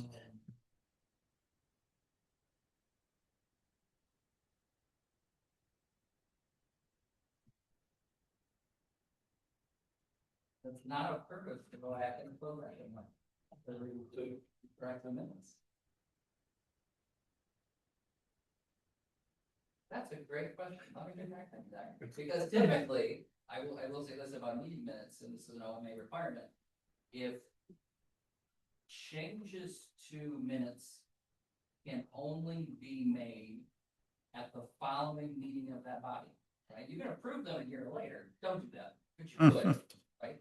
That mistakes happen, but they can never be changed after that very next meeting, right? So you have to, there's a mechanism you can do to discuss the minutes in open meeting and kind of say, well, what actually happened was this, right? And we'll kind of supplement the record of this later meeting, or add in what a fuller picture of what happened was, but you can't go back and change those original minutes. I'll get back to you on that. I can run the answer. Commissioner Shrub. Thank you, Mr. Chair. Comments and questions, I guess. So I don't pretend to be well versed in this recently. In a different political life that spanned roughly 30 plus to 40 plus years ago, we dealt with this a lot, and it was for most of the reasons that are enumerated in the law. But I think it's also easy to overuse it. And the township board, entirely different deal. They actually deal with some of the reasons that are enumerated. I have a harder time understanding why planning commission would even want to do that. Now, I get it that on divisive counsel, they don't want their written legal opinions strewn all over the place. And I understand why that might be. But if we did have a closed session to cover what legal counsel is advising us, it's going to be on interpretation of the law. It's not going to be that, oh my gosh, we just, have an employee problem or something. We don't have that authority. So it's going to be purely, I think, the only example I can imagine is it's going to be interpretation of the law to us, which I don't think really requires employee client or counsel and client confidentiality. I think it's simply, hey, here's how we interpret the law, and therefore here's how you ought to apply it.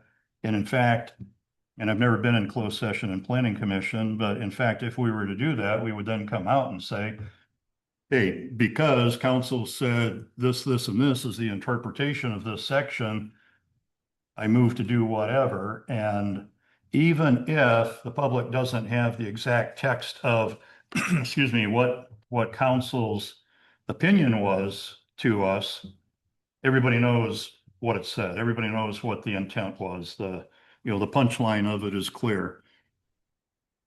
Yeah, Maybe there's not a question in there other than I don't see why we would want or need to do that. It would be in the past when something has been confidential, a confidential communication, it's been because legal counsel has requested it, but we've never gone into closed session over it.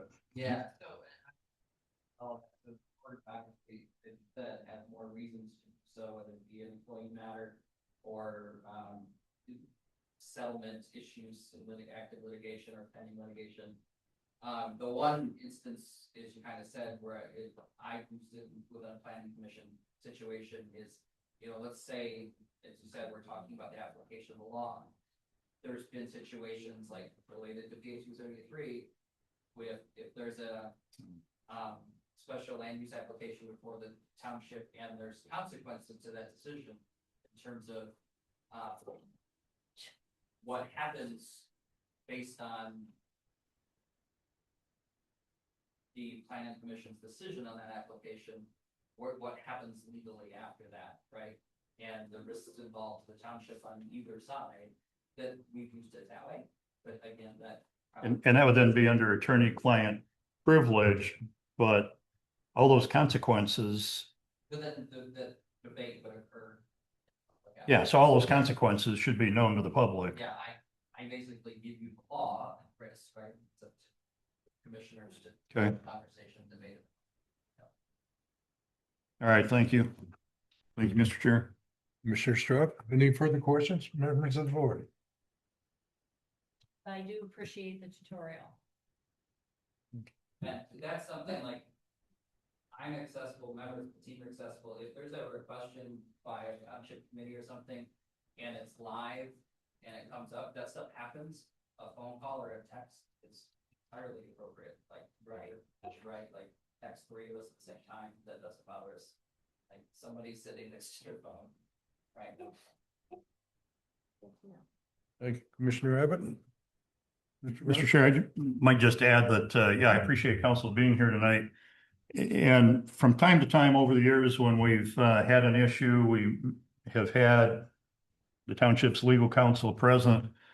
But in the little bit that we've dealt with this tonight, I think we've gotten some real good, solid, concrete information and direction. And I think that's been kind of elusive in the past. So thank you very much.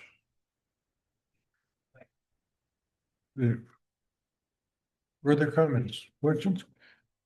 And in keeping with our agenda as it has been modified this evening, I will open the floor to any to the public for any comment or question regarding the closed session process. Seeing and hearing none, we shall proceed to the next item on our agenda, which is the approval of planning commission minutes for June 23rd, 2026.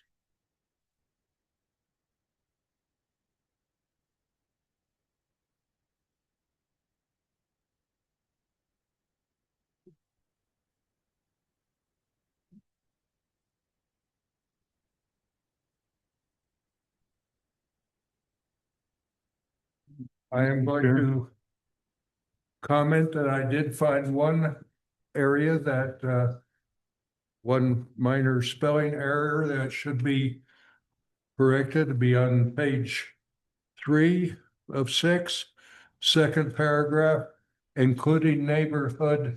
I believe the word should be compatibility, not compatibility, whatever that is.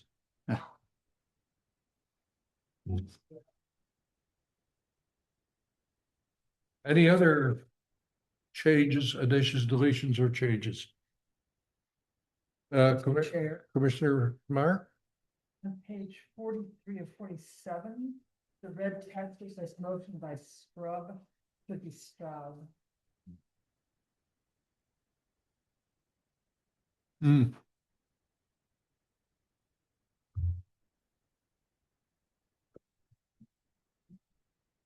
Mr. Straub.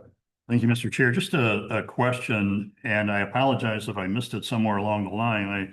I think I kind of see what we have before us, but do we need some explanation of the strike through and the added in red? How last meeting, I guess it was last meeting, wasn't it? We had kind of extensive discussion, maybe it was the meeting before that, about how our minutes are being generated. And I take it that these are maybe original minutes and then perhaps reviewed by our planning commission secretary, or did we have some AI input that was then reviewed by human? Commissioner Stroh, I think that's an excellent issue that you have raised. And I would like our planning commission secretary, Commissioner Meyer, to give us her explanation, and also our recording secretary, Ms. Miller, to maybe flesh out some of the other questions that are raised by this format of the minutes. Commissioner Meyer? I'm certain want Janice to participate in this discussion. These minutes were based largely on the AI clerk's minutes output. I think when the supervisor was here, they said they could do short, medium, or long. This is the short version. And I have reviewed them. Janice gave them to me. There's some strike-throughs of things that were proposed being taken back out. And the red is a rewording by Janice to more correctly reflect how we normally state things. Is that right, Janice? Correct. Yes. All of the black text is AI. So, we talked about what format we prefer our minutes in, and these are kind of wordy compared to our usual format. They're more because under Robert's rules, you don't even need discussion. Yes. We've talked about having a sentence or two of discussion, so someone 2 years from now can understand it. This, to my mind, is much wordier, but this is what the AI is giving us at this point, and it would be a fair amount of work to try to cut back, which I don't know that at this point we might just need to stick with this one, unless Janice has a different opinion, but I think we're basically moving forward with the AI. That is Ms. correct. Miller? That is correct. Mr. Chair? Commissioner Stroh? A couple of things. Number one, I don't know, maybe it's my imagination, but now knowing that most of this was generated by AI seems quite a bit better than the first AI attempt a couple months or so ago. Second thing is make use of legal counsel present tonight. We've had some discussions about, as Secretary Mayer just pointed out, we don't need all this detail just to document the actions that were taken by the Planning Commission. Does it help or hinder the ability of our legal counsel to defend the township in the eventuality there's some future action taken if we have supporting detail that shows that all these things were discussed? Or should we stick more to just facts, man? Municipalities do it both ways. In some instances, detail is good, but that doesn't need to potentially come from minutes, right?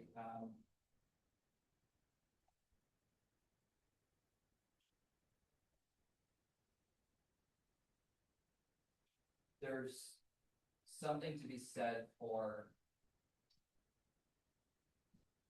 if there's a decision that's based on factual findings, then those need to be reflected either in the minutes or in a written decision that's separate, right? So say there's an approval or a denial of a special land use by this body, then those factual findings really need to either be in the minutes or in a separate written document, right?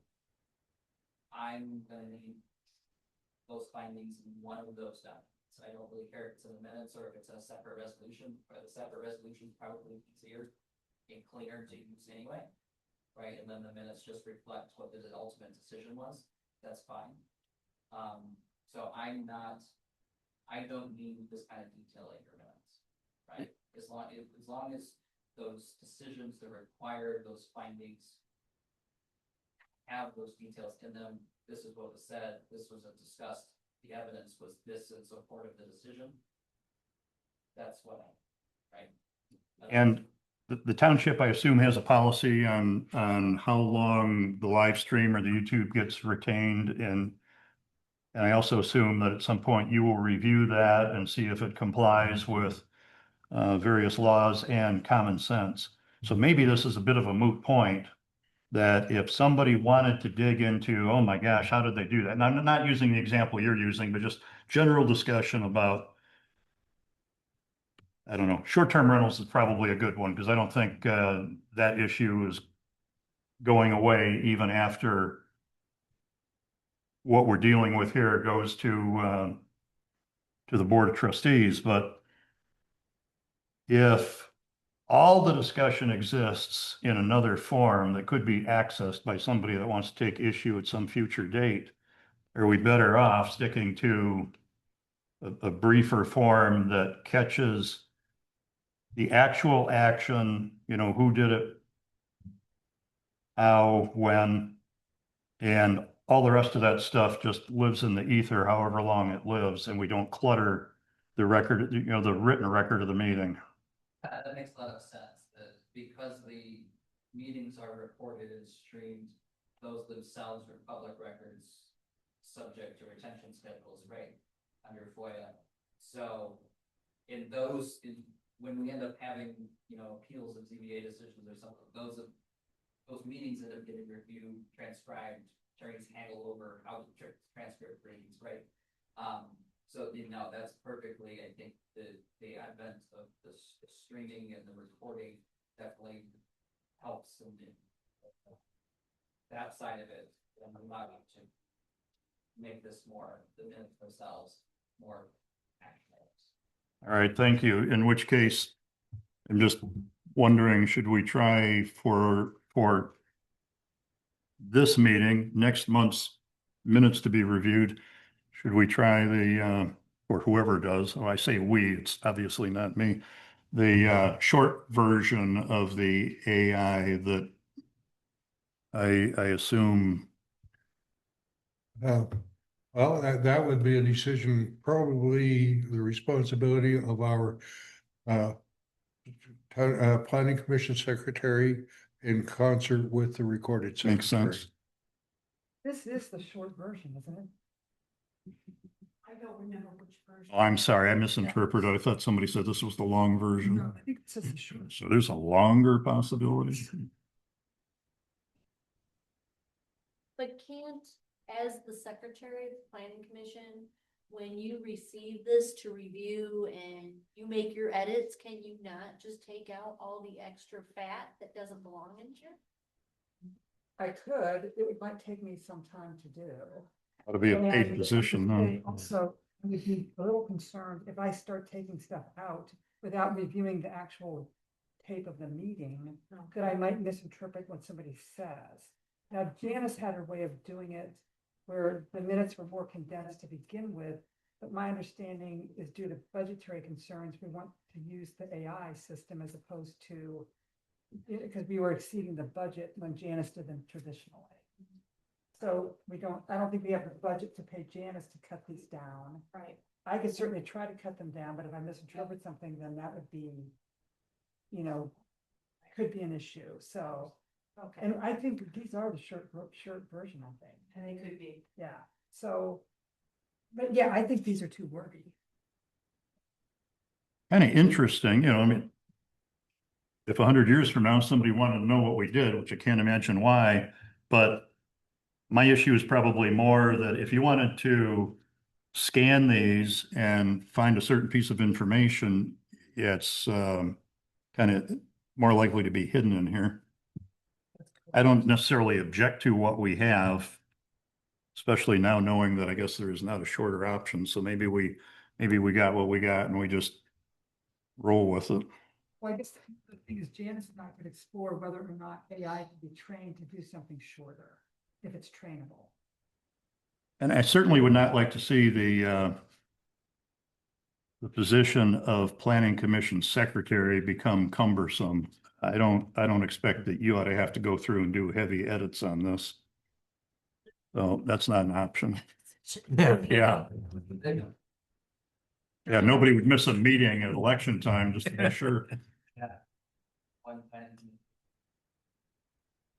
She was, special ed teacher by day, I don't know when she finds time to do this, and I report, I don't know why she did. But she listens to the recording like 3 times, right, it's very detailed, and it's like this, all you need is the recording of your actions. Commissioner moved, commissioner seconded. Vote was this to do this, motion language. Who presented it, who supported, what the vote was, like record, closed session, roll call vote. Affirmatives, negatives, who was absent, that's all you need. That's all you need. Mr. Chair, can I respond to the legal counsel and to Mr. Strong? Ms. Miller, you have the floor, ma'am. We do understand that all you need to list is actions and who made motion and vote on motion. But the bodies here at Dexter Township want some of the discussion, what leads up to that action. So That's fine. so that those in the future who are looking at it say, yes, they did discuss this before they made this motion. To respond to Mr. Straub, yes, minutes are getting better, the AI is getting better. We were told right up front that it just did narratives, and that wasn't true. There are prompts you can do in the clerk minutes AI to get the different information. Unfortunately, we have lost the administrative assistant that was specializing in our clerk minutes. In my township, I was getting ready to work hand in hand with her to fine tune all of these for all of the different bodies that I work with. She is no longer with the township. So the decision has not been made. I don't know going forward how we're gonna work with clerk minutes, but I'll keep you posted. And please don't take anything I said, that anything in here is incorrect, right? The township's decision, the legally bare minimum. I do agree though with Commissioner Mayor, it is too early. Thank you, Mr. Brown, Ms. Miller, and Commissioner Mayor. Any further discussion? Hearing none, the floor will entertain a motion to approve the minutes of the June 23rd, 2026 meeting of the Planning Commission as amended. So moved. Moved by Commissioner Barry to approve the minutes of the June 23rd, 2026 meeting as amended. Support. Support by Commissioner Straub. Any further discussion? Hearing none, all in favor, say aye. Aye. Any opposed, nay? Motion carries. DPZ RAR, what correspondence do you have for us this evening, sir? Correspondence prior to this meeting was all shared with you. A while ago, it was from Joseph Spiegel, who provided a bunch of information, data centers, some ordinances to consider, and a lot of detailed educational articles. Something. Thank you, DPZ RAR. Can I ask you a question? We received trustee Sakinga sent in. Were you able to answer her questions? No, not yet. I did share all of that with you, like, for Right. I was going to answer all of your questions and Karen's questions kind of at the same time. Okay. So I was planning on doing that into that this week. Great. Thank you, DPZ RAR. And trustee, Commissioner Abbott, would you please give us a Township Board of Trustees update? We met last Tuesday and we passed resolution 26-710. That is a moratorium on the issuance of permits, licenses, or approval of power generation plants. And then we in resolution 26-711, That is to extend the moratorium on data centers, so I think that takes us, what, to February? And then we did approve a legal defense fund. You may have read about it in the Sun-Times News. There was a situation in Ohio. I'm not privy to what that situation was, but it prompted the Washtenaw County township clerks to all get together and discuss, setting up a fund. That money doesn't just disappear. It has to be used it has very specific reasons, and when the election's over, then that fund is put back, that fund is moved back to the general fund. So just, basically, had any questions about it? Thank you, Commissioner Abbott. Vice Chair Hurd, do you have anything you wish to share with the planning commission? Not at this time. I think we've already noticed that the next master plan review committee meeting is on August 12th, 6 p.m. here. Thank you, Vice Chair Hurd. Commissioner Straub, anything to share with us, sir? Yeah, I will share that the engineer doesn't want to get in a tiff with the lawyer, but I was just kind of double checking the math, and 2/3 of 7 would be 4.66666, which should round to 5. Did I say 4? Yeah. That's fine.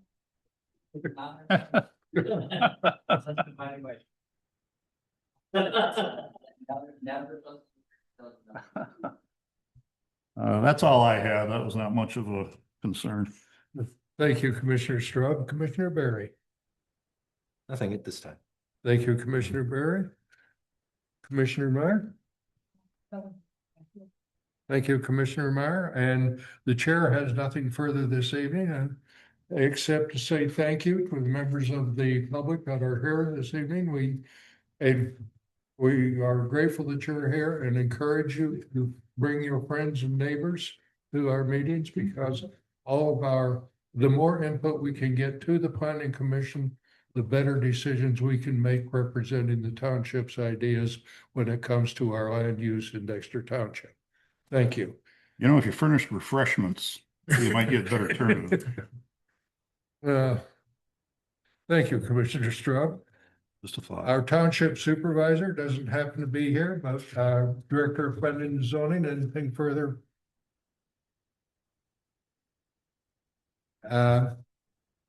In lieu of the township supervisor, I'll ask our township attorney if he has anything he'd like to share with us.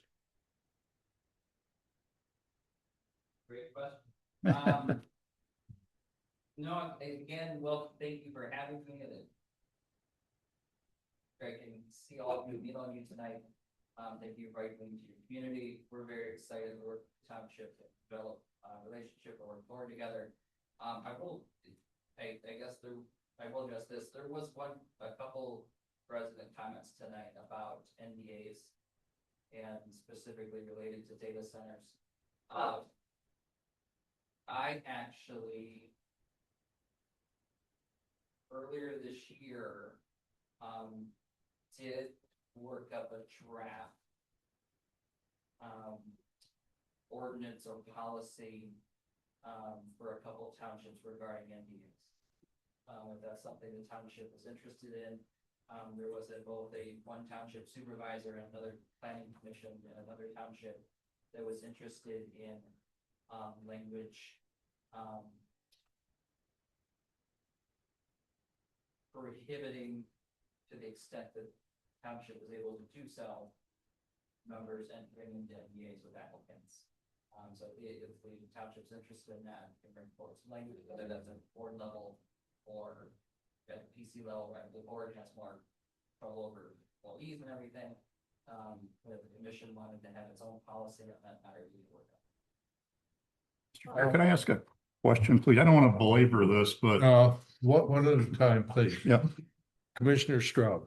I just am kind of curious, and it sounds like you've got extensive experience with that. By what authority is an elected official even able to sign a non-disclosure agreement?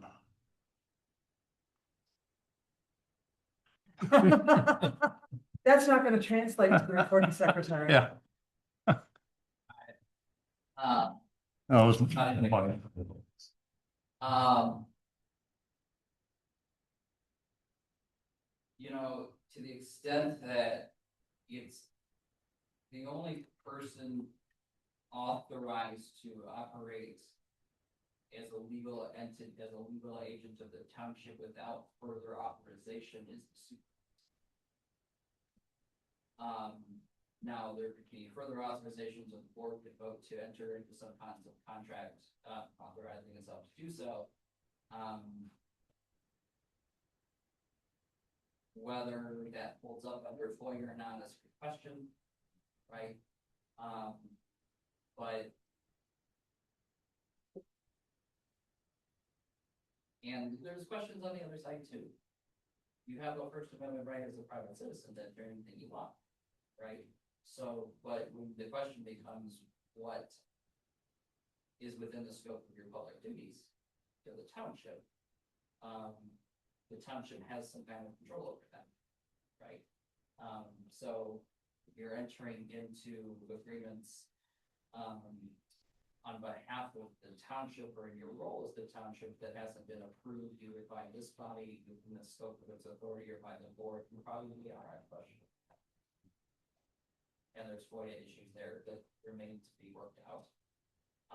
But we were kind of worked off of was the current bill that's languishing in the legislature right now to do the same thing. Kind of worked out with that. So, but again, there's some, at least for the elected officials, there's some limitation there in terms of what the township would be able to consequences of such action, right? Because the elected officials are only responsible to the public, to the electors, right? So their authority over each other is a little less than their authority over me or Fletcher is much greater, right? So there's some kind of limits on both sides. Thank you. Thank you, Attorney Brown. And to answer your question specifically, as the chair of the Planning Commission, I would be very interested in your opinion on NDAs. However, NDAs are far above my pay grade, and I'm sure that Commissioner Abbott, as trustee, will convey your comments and offer to our township supervisor and the township board, should they choose to avail themselves of your opinions regarding NDAs. I'm sure they will handle them. Well, I look at NDAs, this is probably gonna be a very naive statement. I'm a new trustee. I'm only, I was elected in 2024. But to me, the board signing NDAs, it contradicts our goal of transparency. So I think it would be good to have you sit down with our supervisor and our executive staff and maybe even the trustees and talk to us about that. Because I noticed there were several comments here tonight about NDAs, and I wrote a note. Ask why everybody thinks we're getting NDAs here, because I've heard nothing. And I myself think that it's a very contradictory action. But that is something that's occurring. Okay. Especially with data center developers, what they also do. But can they can't, but that's the thing I don't understand. Like, if they came in and said, okay, we want the entire board of trustees to sign that, I'm not gonna sign it, and you're not gonna make me sign it. They can, There we go. So that's the thing. there's some, like, take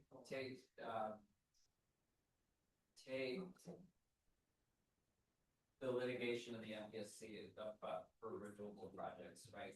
There's some information in the case of a development that might be proprietary, right?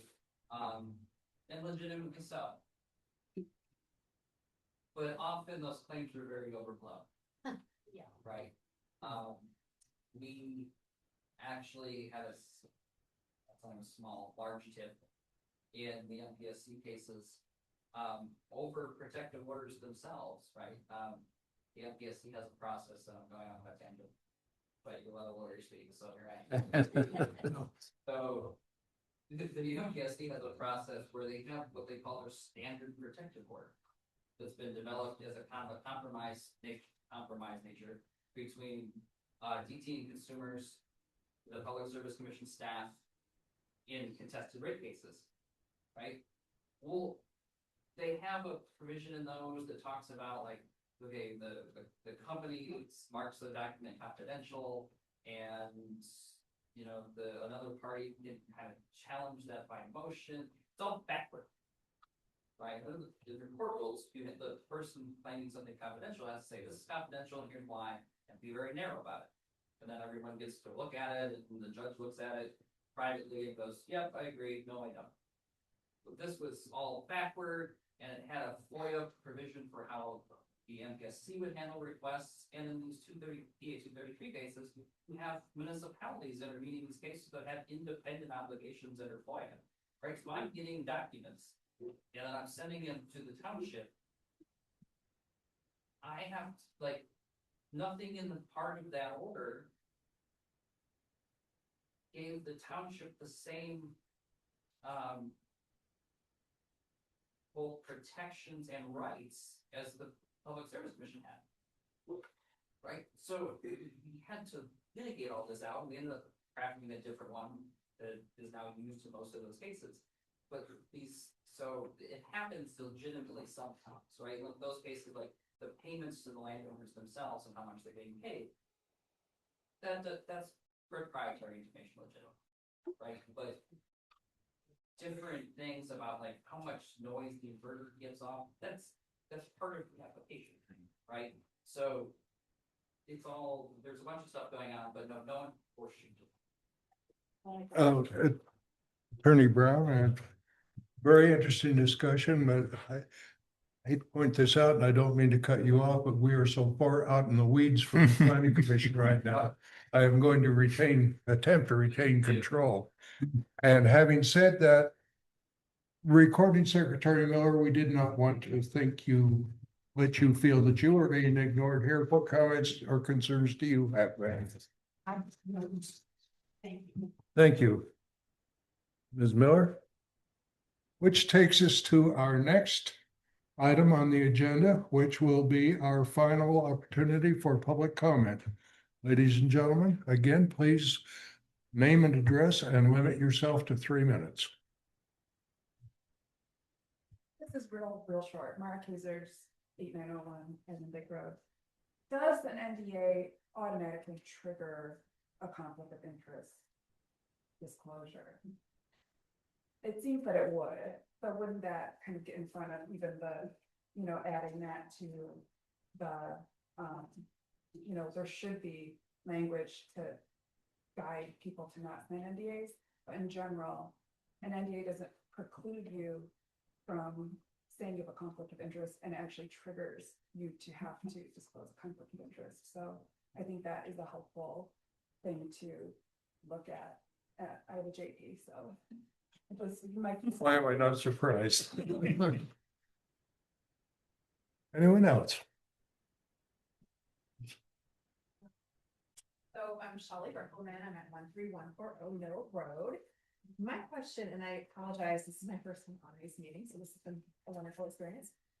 Going back to the data center conversation real quick, I thought I heard, correct me if I'm wrong, that U of M gets to kind of do like whatever they want because they don't have to follow the ordinances. And so my residence borders the Pinckney Recreation land. So state of Michigan property, right? So my question now becomes, if the U of M has those flexibilities, what flexibilities would potentially the state of Michigan have with the Pinckney Recreation acreage and state land? So not looking to necessarily get into a conversation about that right now, but I just wanted to see if I was tracking that properly, that if U of M has those flexibilities, then does the state also have those flexibilities when it comes to our state land around the Pinckney Rec area. So Did you write your name and I did. contact info? We'll get back. Thank you, appreciate that. Very well. Anyone else? Hearing none, DPZR, your final responsibility this evening is to be share with us our future agenda items. Looking ahead, we will eventually review and discuss our food truck ordinance and hopefully modernize that ordinance. Right now, only a handful regulations in the books, and some outdated regulations that we can discuss. We will also look to discuss non-renewable power plants. As Trustee Abbott mentioned earlier, the Board of Trustees enacted a temporary moratorium on all applications and proposals for non-renewable power plants due to situation that occurred in Lyman Township, consumers energy proposal. At this time, our ordinance does regulate renewable energy sources. However, we do not have any regulations or protections in place for power plants. Thank you, DPZR. And with that, we have completed our agenda this evening. Therefore, the chair will entertain a motion to adjourn. So moved. Moved by Commissioner Straugh, supported by Commissioner Meyer. All in favor, aye. Aye. Aye. Any opposed, nay? We are adjourned. And the cats are going.